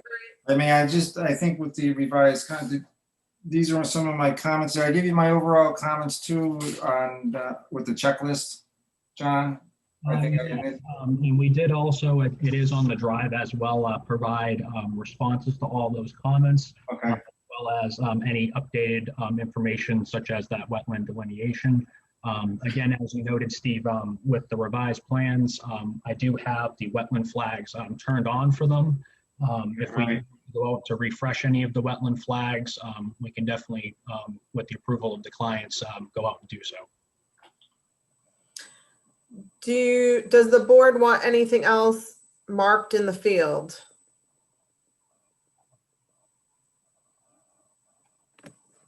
Not hearing anyone. Okay, I'll entertain a motion to continue the hearing, public hearing for lot 18, Joseph Road, to February 22nd, 2021. So moved. Motion made, second by Katie Grace. Roll call vote. Art Monmany, aye. Mike Greco, aye. Kurt Karas, aye. KG Dudley, aye. Mark Mungimai. When did you continue that to? The 22nd? All right. Does the agenda look terrible for the 22nd? Steve? I'm looking. Let's see, we have a 62 man jog. I don't know if they're going to be ready. They've been continuing a lot there. Maybe Andy might know if they're going to be ready. 130 Southeast Main, 50 Southwest Main, which was pretty simple.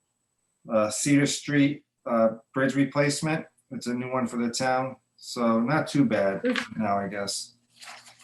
Yeah, let's just proceed with the 22nd. Okay. Because two of those should be just open and close. How many public hearings for the 22nd? Continued or new? Total. We were talking about there wasn't much for the 22nd. So we could move this to the 22nd. Mm-hmm. Aren't there a bunch of public hearings for the 22nd already scheduled? Was one, let's see, there's There's one new one and the 62 Manchag, 130 Southeast Main, 50 Southwest is 34 Grove. So that's 3. Yep, and then there's a new one, which is Cedar Street. So there's 1, 2, 3, 4, 5 right now. Isn't that pretty crowded?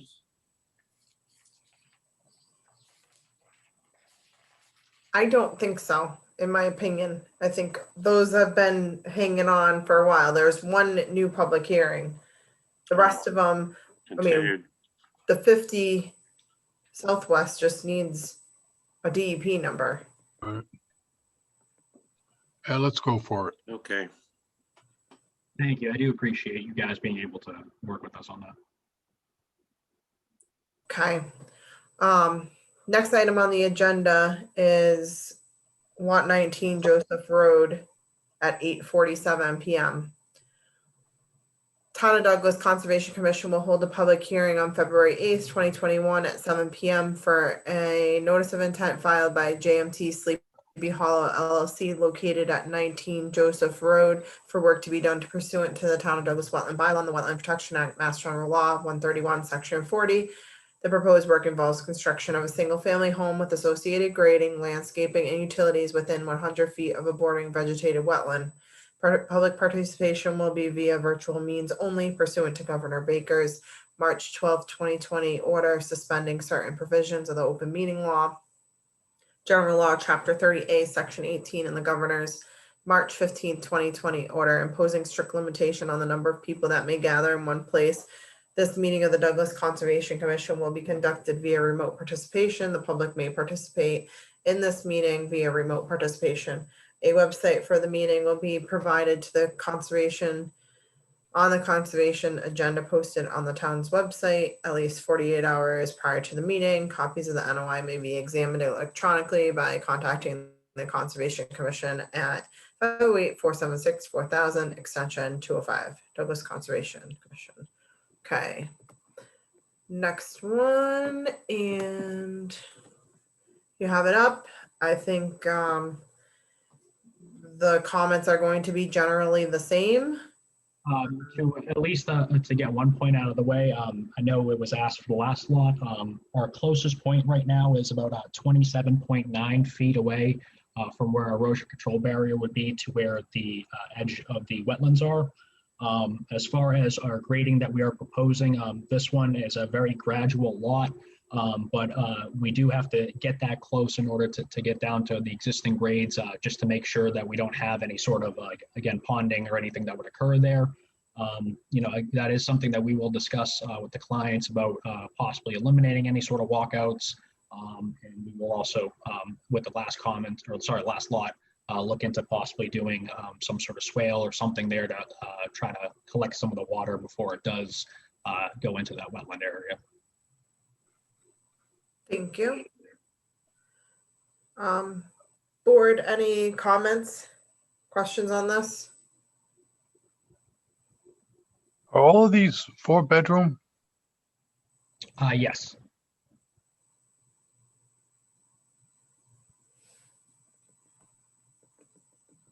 Follow-up question? So they're all big septic systems as well. Yeah. 4-bedroom. I'd have similar comments to this one. I'd like to move any kind of interference, the limit of work, to inside or outside rather of the 50, between the 50 and the 100. And if that means shrinking down the house and or the septic and removing the deck, I would be in favor of that. Okay. Anyone else, board members? No question. It looks to me like he's already between the 50 and the 100. Yeah, but look at the limit of work and the purple line, which I'm assuming is the limit of work. That's between the 25 and the 50. Yeah. There's a substantial amount of grading that has to go back there, like you said, to prevent ponding. That's what I'm saying. If your grading goes that far back and you have to move things forward to avoid that grading, then take the deck off and move the house up or shrink the house move the septic up and or shrink the septic so that you don't have to do grading past the, within the 50, and so that you don't have to impact that area at all. Unfortunately, due to the steepness of the grades for a couple of these lots, moving the house forward wouldn't really achieve too much for saving where the erosion control or limited work would be. Just because to match the grade that we are looking for, it does get fairly close to where that line is. I mean, we're looking at less than 2-to-1 slopes out in that area. But again, we will take a look at everything and possibly explore a couple different options to help lessen those impacts and keep the limited work in these particular lots outside of the 50-foot, as you mentioned. I mean, alternatively, you could merge lots 18 and 19, put the septic on one, the house on the other, and get out of that realm. Understood. Again, that is something that we'll have to discuss with the clients on how to best proceed and get the project to completion here. I think you could also look at the fact that your elevation of your house is proposed to be elevation 403. The existing grades in that area are between 408 and 414, which is well above the level of the street. And you could decide not to take down that elevation so much. You could build a house at grade and still come out to the street, create a nice front yard and eliminate a backyard. That is a possibility for it. Again, those would all have to be discussed in a little bit more detail with the clients on it. I know from a front yard to a backyard standpoint, just with the septic system being there, not anticipating that there would be any sort of future development or anything there, but I know it is sometimes a little tough with people just to only have a front yard there. But again, that is something that we will take a look at the grading there to try to lessen any impacts for the commission. Well, you could make bigger lots then and then have more space. What kind of slope is this? What kind of slope is this right here? All the proposed contours are at a 3-to-1 or less slope. So is this pretty steep then, coming in? It is a little bit on the steeper side there, but again, that is less more gradual than what the existing slopes are. So in terms of any sort of runoff that would naturally be falling there, other than what would be going through the trees at that point, it is going to be less erosive in that case. Right. So what happens now, and what happens when the project is all said and done is when the site's going to be stable. Between construction and completion is when this wetlands is the most vulnerable. And if it's that steep and this goes on for months and the whole area is cleared, what kind of construction protocols are you going to have to help stabilize the area during a long duration project? So is a little 8-inch or 6-inch fiber roll gonna stop a 25-year storm when this is in the middle of a mud pit and there's no grass, there's nothing but open earth? As far as that goes, I can work with the contractor for the site to see what we can do to develop a more protective erosion control barrier. I know typically, just not in this particular site, but in general, when they do have a lot of exposed slopes or anything, various features like erosion control blankets or tackifiers could be used to help prevent any sort of erosion from occurring there. Again, though, that is something that I can take that information back and try to respond with a little bit more of a detailed methodology for the commission.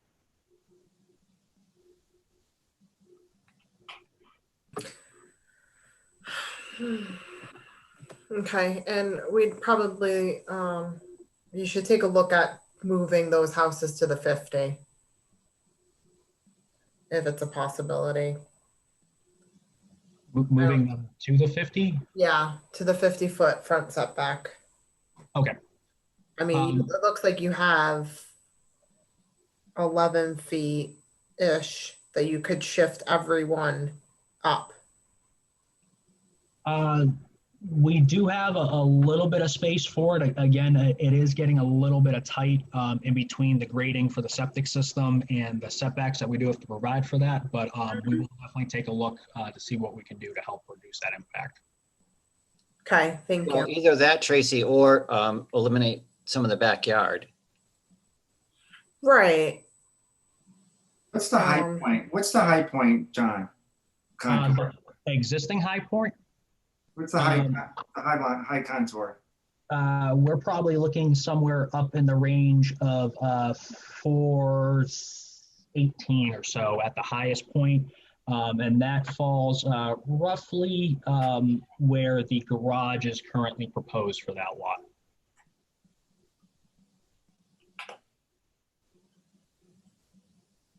And that would be the existing grade high point, sorry.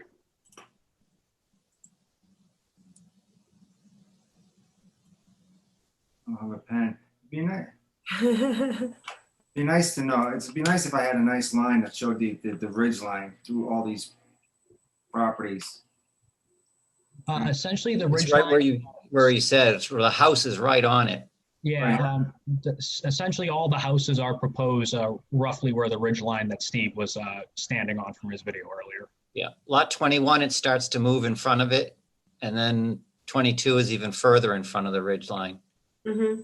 All right, and then, all right, okay. Well, yes, because this earth removal was outside the jurisdiction of conservation. So that's why it's at the 100, right? Just about. Correct. Yeah, so that's. Oh, thank you. That was the, yeah. That was why. So, okay, so board, are we good with this one? Same comments, they're gonna go back, massage the plan a little bit, juggle things around a little. Okay. Yeah, my other comment would be that, you know, that there should probably be a structure or a fence or something along that tree line is where it's sloping towards the wetland at the limited clearing. As a Like a tumbling prevention Yeah. or a person. no, just to define the lot as to how far that whoever owns the lot and works on the lot knows that there's that they shouldn't continue any work beyond that. Like a split rail.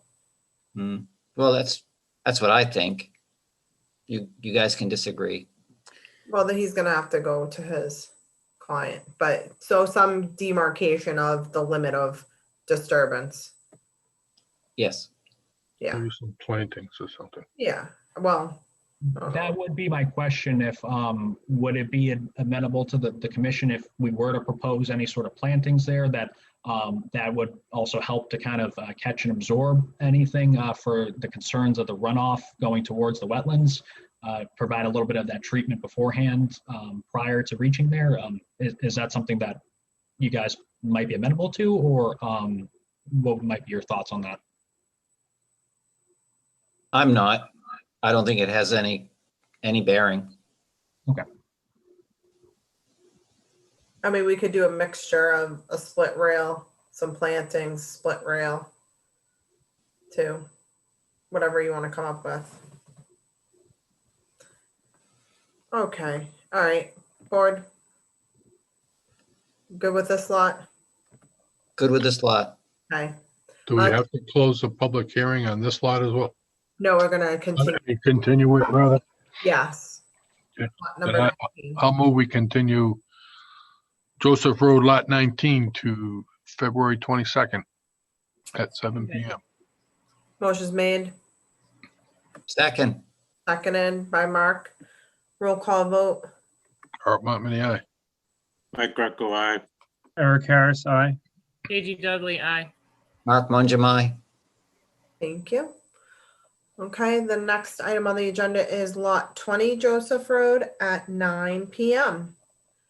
The Town of Douglas Conservation Commission will hold a public hearing on February 8th, 2021 at 7 p.m. for a notice of intent filed by JMT Sleepy Hollow LLC located at Lot 20 Joseph Road for work to be done pursuant to the Town of Douglas Wetland Bylaw and the Wetland Protection Act, Mass General Law 131, Section 40. The utilities within 100 feet of a bordering vegetated wetland.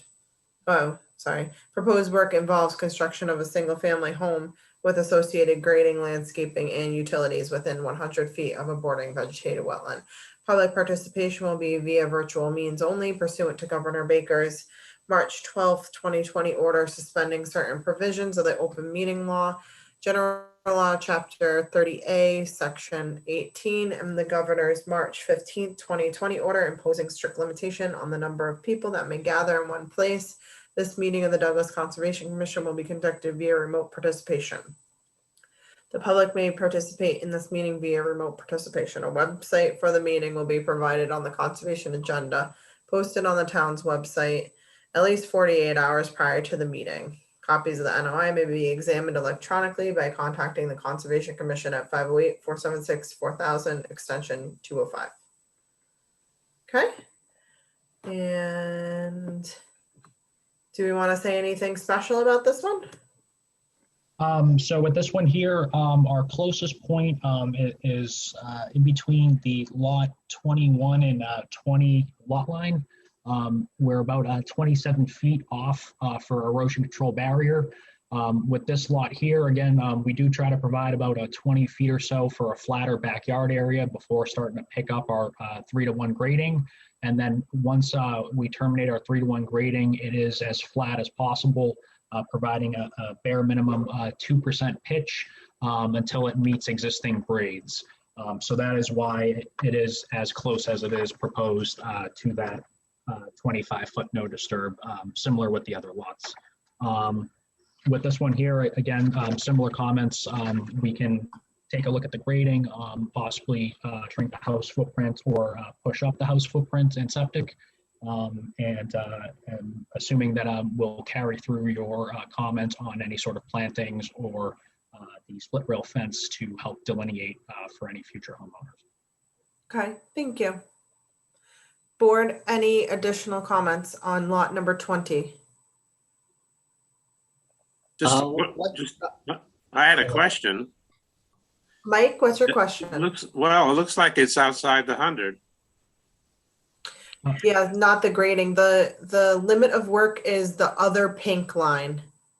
That's where the erosion. Down here? Yes, that's the bottom control and the limit of work. Yes. Extensive grading happening in between the house. The house is not. You're correct. The house is not within the 100. Right. What's going on in this area here where there's no? That area is proposed to be a 2% flat area. We just, by the time we work out the grades for it, unfortunately, that's where the limit of work would be. If we do raise the house or try to adjust the grades for the walkout, we could potentially pull that back. But again, with it being a 2-to-1 slope that is there, it is going to be a little bit more difficult in order to try to make that work unless we are creating, again, some sort of ridge or something that's out there. But we can take a look at all that a little bit more closely now that we've heard your comments, and we can discuss that further with the clients. Because you have no grade lines on the existing. No, we do have, it might be a little bit hard to see on this particular plan, but some spot shots put through there. Again, it is just as flat as possible with a 2% minimum slope. Oh, you're saying this is, when you're all said and done, this is flat, but this is not flat now. No. Oh, heck no. It's a 2-to-1 slope.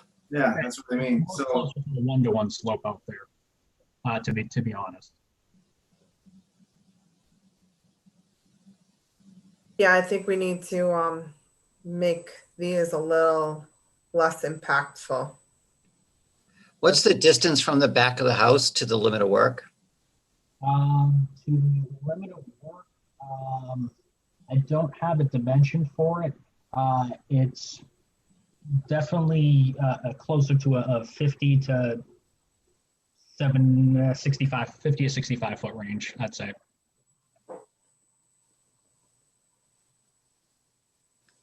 Thanks. And then that would be you're just doing a lot of grading so you can get these walkouts. It's really bothering me. Partially for the walkouts, but also too, it's to kind of work with the grades that we have for the roadway as well. It was a cut situation from the existing conditions for where the roadway was proposed. And then we are trying to work as best as we can to provide usable yards for everyone. Yeah, there has to be some give and take on that for the best interest of that cold water fishery. Tracy, Andy, Okay, yes? one of the things we originally tried to do, which is always a good practice, is to stay a foot, I don't know what we ended up, but we're shooting for a foot, foot and a half above centerline finish for the garage. So I think with John, we have to revisit that and steepen up the driveways a bit Mm-hmm. and, you know, pull things forward, and we hear everybody loud and clear. Okay, thank you. Board, any other comments on lot number 20? Looking for unique comments. Yes, unique comments. The note taker can note that the comments are the same for each lot so far. Is I guess it's just is the limit of disturbance where it's at because of aesthetics or because of engineering purpose with grading? Just for us to match, for instance, on this lot, the 180 contour, it is that close to where the wetlands are. So potentially, if we were to eliminate the walkout, we might be able to pull that back. But with it being graded at, say, a 1-to-1 out there existing, you know, potentially we might only be gaining an extra 5 to 10 feet possibly. But again, we will try to take a look at that and pull everything back as much as we can, or raise the grading as much as we can to be least impactful as possible for you all.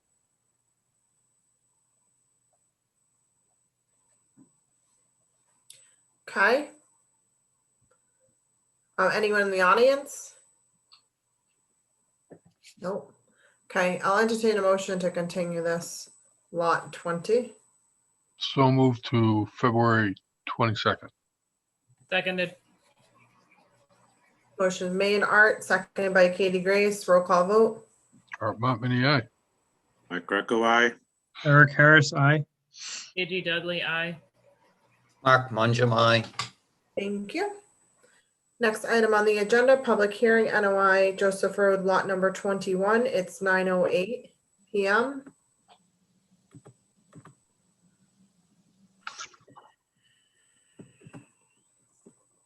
The Town of Douglas Conservation Commission will hold a public hearing on February 8th, 2021 at 7 p.m. for an NOI filed by JMT Sleepy Hollow LLC located on lot number 21, Joseph Road, for work to be done pursuant to the Town of Douglas Wetland Bylaw and the Wetland Protection Act, Mass General Law 131, Section 40. The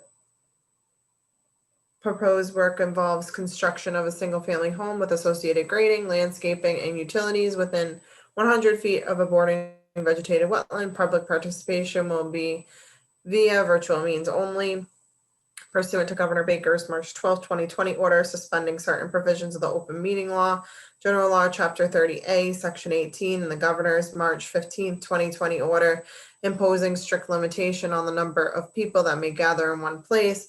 This meeting of the Douglas Conservation Commission will be conducted via remote participation. The public may participate in this meeting via remote participation.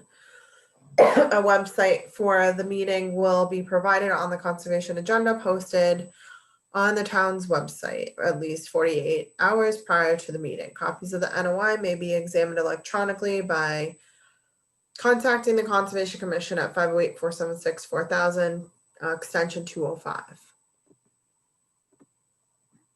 Okay. Oops. And the next one, let's take a look. Yes, for this one here, our closest point for erosion control would be about approximately 47 or so feet away from where the wetlands are.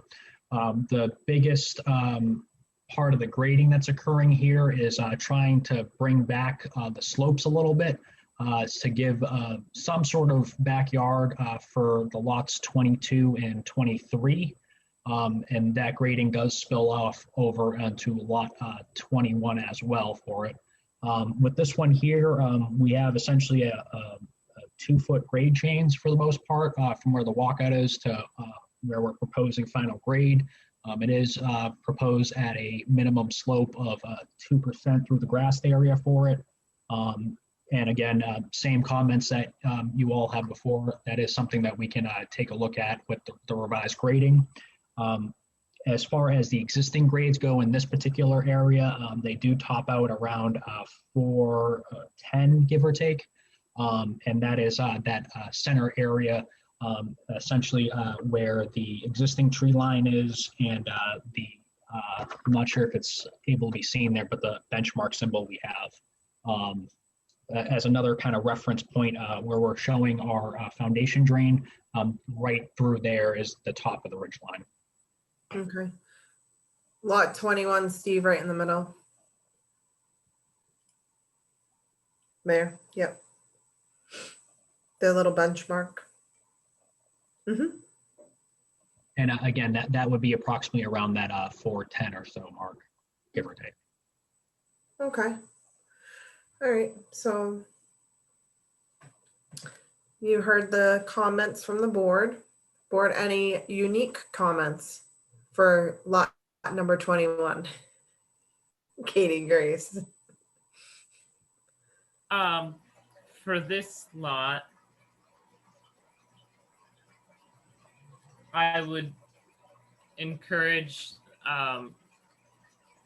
the limit of work to not only be within the 50, or rather outside the 50, but as close to the 100 as possible.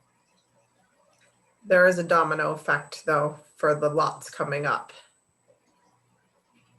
Right. So again, the recommendation to downsize the house, the deck, and the septic. Okay. Anyone else on the board? I have the same question. How far from the back of the house to the limit of work for this lot? From the back of the house, I'm going closest point of the deck. We are looking at well over 75 feet to where the limit of work would be. Thank you.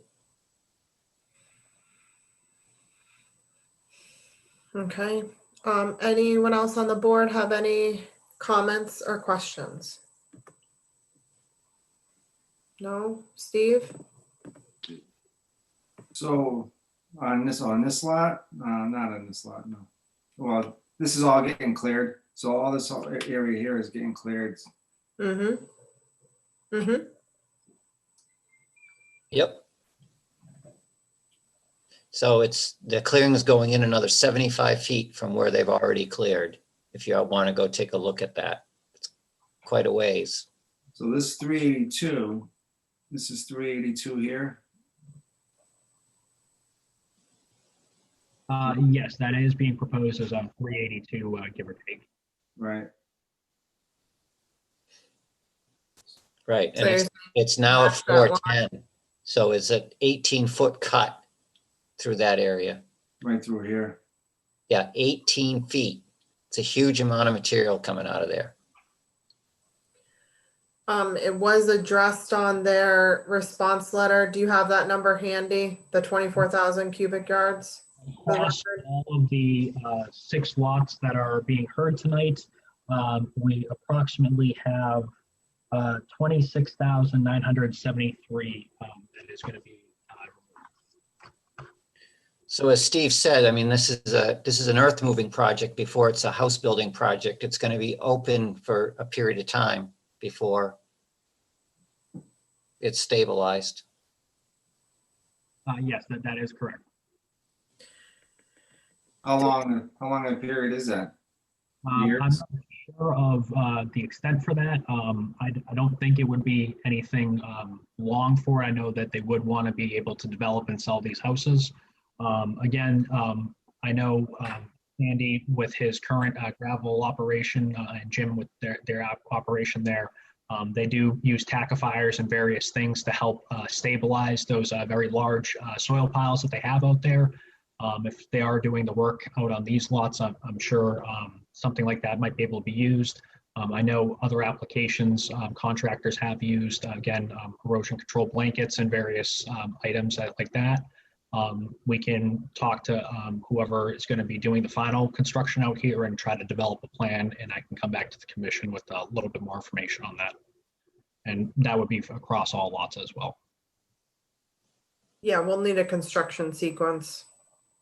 I don't see it on your plan at all, unless I missed it. No, there is no exact construction. Okay. Okay. Board, any other comments on lot 21? Original, unique. I'll entertain a motion to continue. I move to continue. I guess the only question is, compared to the other lots coming up, this is it more just aesthetics why you're having a huge backyard, where the other lots coming up where it's mostly just for the grading purposes.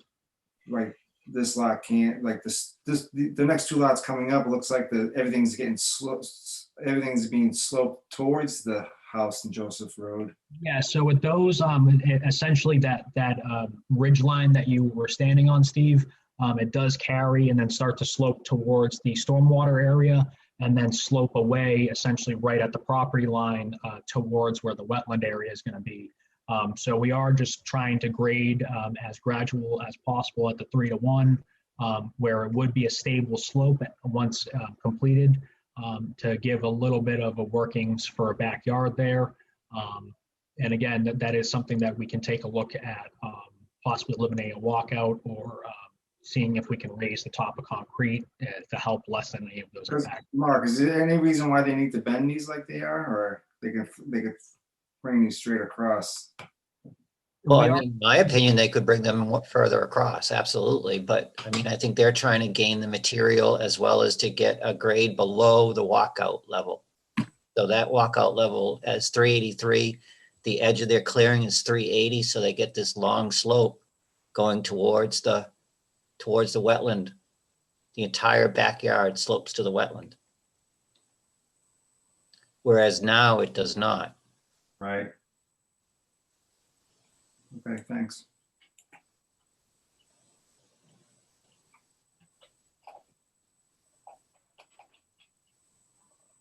Board, can we continue this hearing for lot 21? I'll second the motion. I need a first, I think. Oh, I thought Unless Art already did. I'm sorry. already did. I move to continue to 2/22 at 7 p.m. Okay, motion been made, seconded by Mark. Roll call vote. Art Montminy, aye. Mike Greco, aye. Eric Harris, aye. Katie Dudley, aye. Mark Mungem, aye. Thank you. So now we are on to lot number 22, Joseph Road at 919. The Town of Douglas Conservation Commission will hold a public hearing on February 8th, 2021 at 7 p.m. for a notice of intent filed by JMT Sleepy Hollow LLC located at lot 22 Joseph Road for work to be done pursuant to the Town of Douglas Wetland Bylaw and the Wetland Protection Act, Mass General Law 131, Section 40. The proposed work involves construction of a single-family home with associated grading, landscaping, and utilities within 100 feet of a bordering vegetated wetland. Public participation will be via virtual means only pursuant to Governor Baker's March 12, 2020 order suspending certain provisions of the open meeting law, General Law, Chapter 30A, Section 18, and the Governor's March 15, 2020 order imposing strict limitation on the number of people that may gather in one place. This meeting of the Douglas Conservation Commission will be conducted via remote participation. The public may participate in this meeting via remote participation.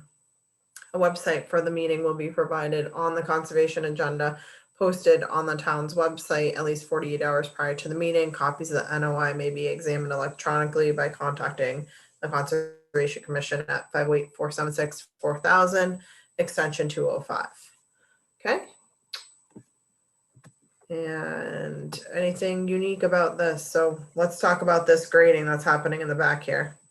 Yes, for this lot here, essentially with all the lots that we were proposing, we did try to hold top of concrete approximately the garage slab elevation approximately 1.5 to 2 feet above what the road grade would be.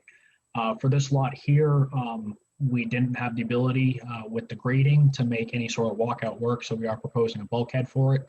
And in terms of what we're proposing for the backyard, we did try again to provide approximately 20 feet for a somewhat flat area before we started any sort of grading upwards for the slope.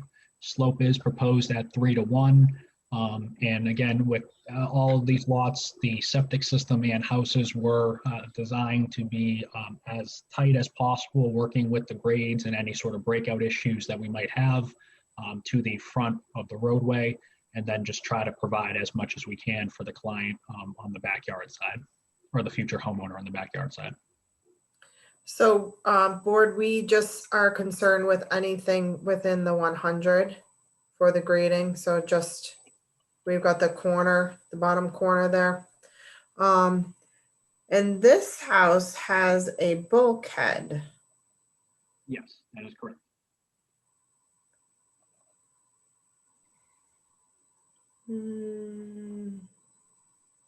Okay. All right, again, same comments. We can move up to the 50 at least. Everything from the drive, 50 already. Huh? everything from the driveway in between these two houses is gonna still flow to the wetlands, right? We provide a little bit of a pitch there, but essentially at the corner of the house, anything would be caught there and then directed through the backyard. We obviously wouldn't want to try to create some sort of channel or anything that would be going through the backyard, but we do have the grading there to help draw some of that water away from the wetland area.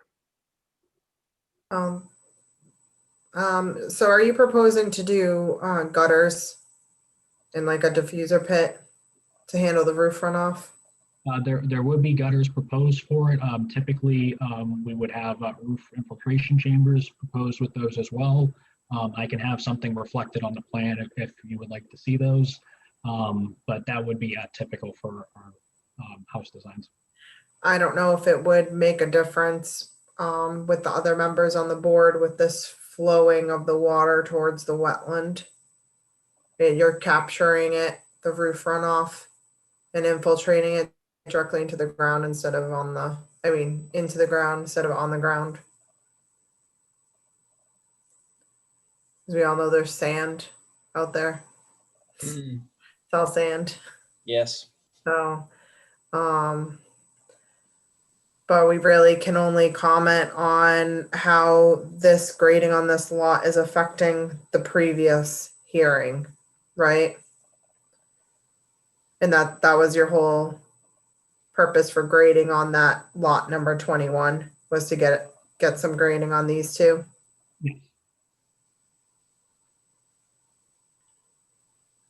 Board, anybody questions? Unique questions?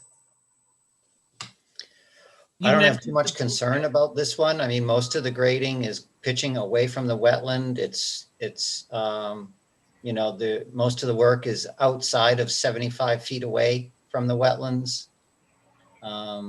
So this one I have much less concern over than I do the previous lots. Okay. Anyone else on the board? Comments? Anyone in the audience? Comments? No?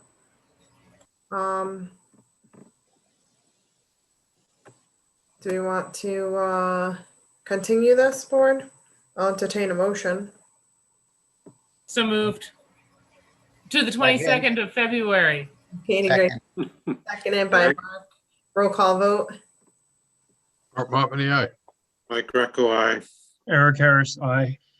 KG Dudley, aye. Mark Mungimai. Thank you. And last but not least, probably the most important one. Town Douglas Conservation Commission will hold a public hearing on February 8th, 2021 at 7 p.m. for a notice of intent filed by JMT Sleepy Hall LLC located at lot 23. We are starting this at 9:25 p.m. Lot number 23, Joseph Road, for work to be done pursuant to the Town of Douglas Wetland Bylaw and the Wetland Protection Act, Mass General Law 131, Section 40. The proposed work involves construction of a single-family home with associated grading, landscaping, and utilities within 100 foot of a bordering vegetated wetland. Public participation will be via virtual means only pursuant to Governor Baker's March 12, 2020 order suspending certain provisions of the open meeting law, General Law, Chapter 30A, Section 18, the Governor's March 15, 2020 order imposing strict limitation on the number of people that may gather in one place. This meeting of the Douglas Conservation Commission will be conducted via remote participation. The public may participate in this meeting via remote participation. A website for the meeting will be provided on the conservation agenda posted on the town's website at least 48 hours prior to the meeting. Copies of the NOI may be examined electronically by contacting the Conservation Commission at 508-476-4000, extension 205. Okay. Isn't this subject also to the riverfront area? Not just BVW? Apologies, Yes. not reflected on the initial plan. I cannot hear you, whoever's talking. Sorry about that. My apologies for not having that riverfront area reflected in the original plan as well. Okay.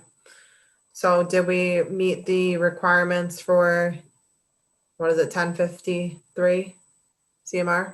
8. 1058? Did you do an analysis for this area? We did not do an alternative analysis for it. Essentially, it was just the grading just to meet the contours for it. If it is something that we are adjusting for the other houses, we could potentially adjust for this house here as well, and would be able to potentially pull any sort of grading outside of that riverfront buffer. I think that would be great. Yeah, if you work in the riverfront, you're gonna have to give us a percentage of total riverfront area in the lot, and then percentage of disturbance, and you can't go over 10%. There's requirements in that. So if you can adjust that, that would be great. Then we don't need to do anything special. We'll take a look at it. If for whatever reason we can't make anything work and we would still be affecting the riverfront, I definitely will make sure that we go through and provide any calculations necessary for it. Okay, thank you. And then you'll have to update the NOI application as well. Did you put riverfront area in the application? I did not have that initially for it. Again, my apologies. I can have revised documents sent out. Okay, all right, yes, let's revise that. I don't have the application, I don't think. It should be there in the shared drive. No, I don't see any applications. Unless I'm blind, which I could be. Oh. Whoa. Thanks for putting that Ecotech report in there too, Steve. Well, you're welcome. Thank you. Okay, board, any other comments or questions on this one?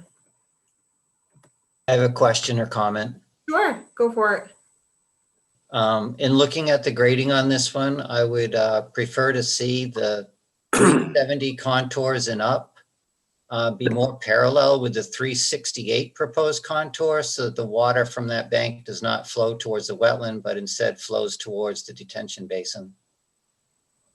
Yes, with that one there, again, it's just being tied into the originals, but we'll definitely make sure we can do so.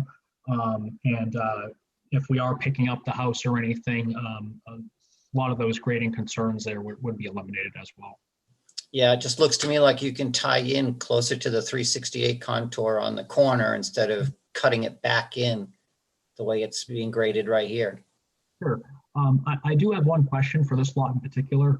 Since they did do the stormwater basin out here for the subdivision, if there is any sort of grading within the current limit of work, would that be something that would be subject to the riverfront requirements, or where that's a disturbed area already, we would not have to take that portion into account? I mean, if it's me you're asking, I think that's part of the project, so that's part of the 10% that you're allowed, but it needs to be included in the calculation. Even if it was already previously disturbed. I just want to be clear for that. Well, it wasn't previously disturbed before the mining was done, was it?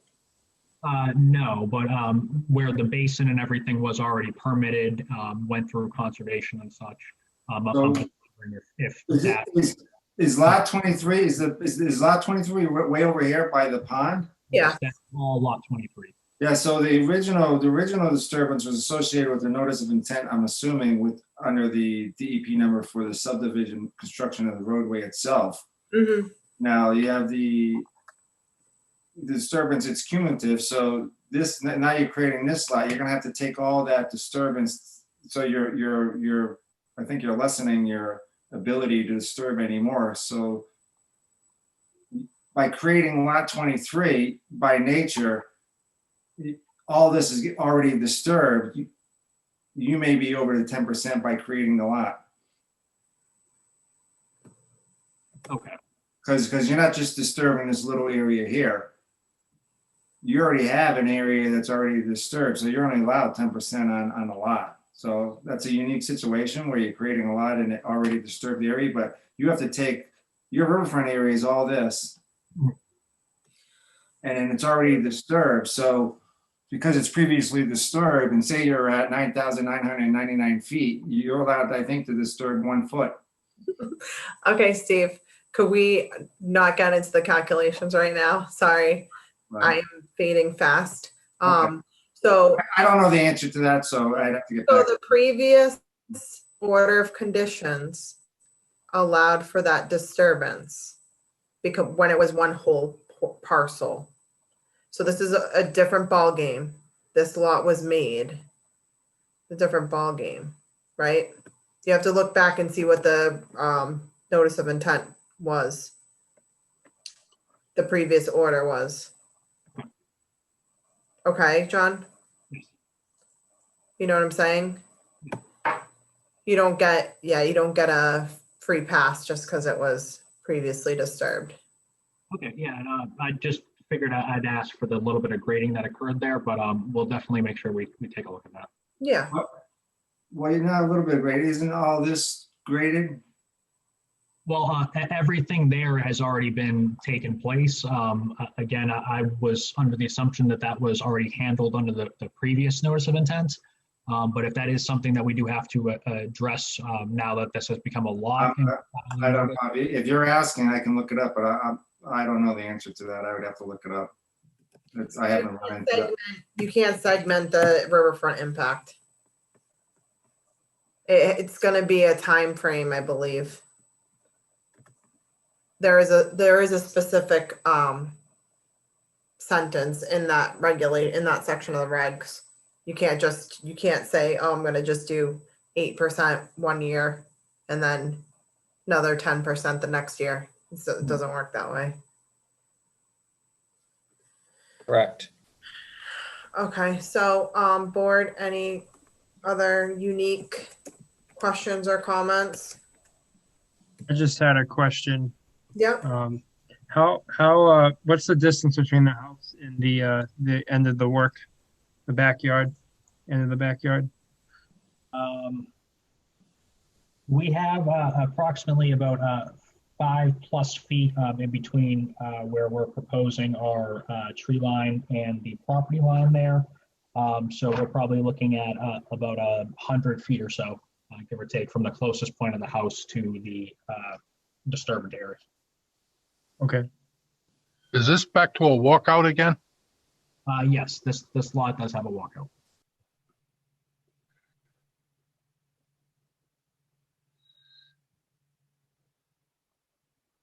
And also, we didn't receive any comments back from DEP, or did we? I don't believe we did. Okay. I did not receive any comments from DEP. It's just a number. Okay. Let's see here.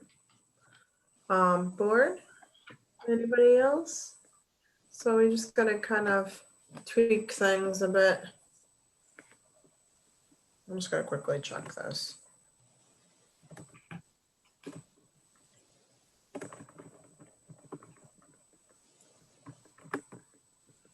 Steve, anything else?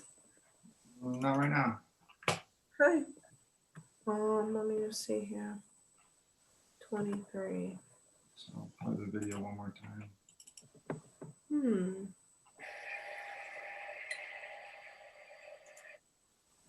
Yeah, so there's no comments, but I'm assuming that you did not file it with the riverfront area on your No, application. I can have that revised and resent back to the board, to the commission if necessary. Yeah, you did a filing buffer zone only. Let's try to get it out of the riverfront first. Okay. All right, board, audience, anybody in the audience want to say anything? This exciting meeting tonight? No? No, I'll entertain a motion. I move to continue Joseph Road Lot 23 to February 22nd at 7 PM. Okay, motion made. Second by Katie Grace, roll call vote. Art Monmany, aye. Mike Greco, aye. Eric Harris, aye. KG Dudley, aye. Mark Manjamai. Thank you. Thank you, John. You got your work cut out for you. All right, thank you very much. I do appreciate it. Good luck. Please, so this plan, the revised plan submittal needs to be to Steve in a timely manner, okay? So you have a week and a half to get everything done, okay? We'll definitely see what we can do to pull everything together for you all. Okay, thank you. Thank you so much. Okay, have a good night. You too. Thank you. Thanks.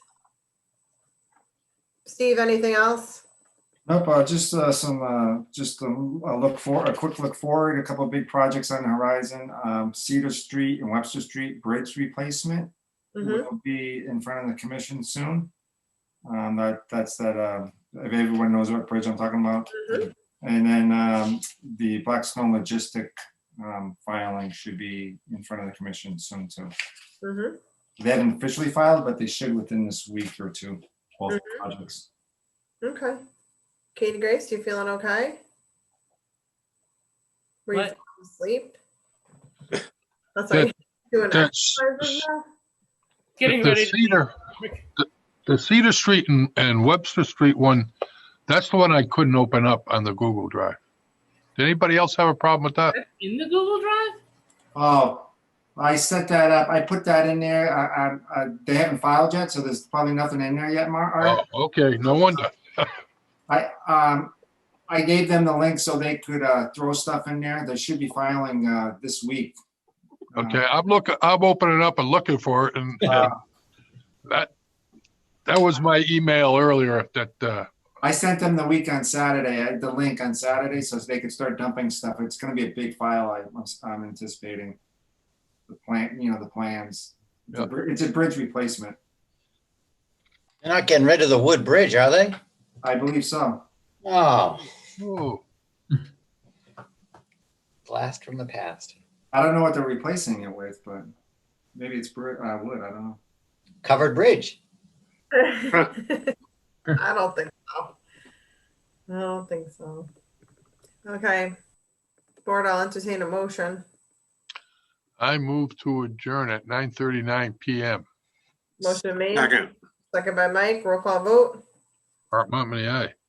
Mike Greco, aye. Eric Harris, aye. KG Dudley, aye. Mark Manjamai. You guys are getting too good.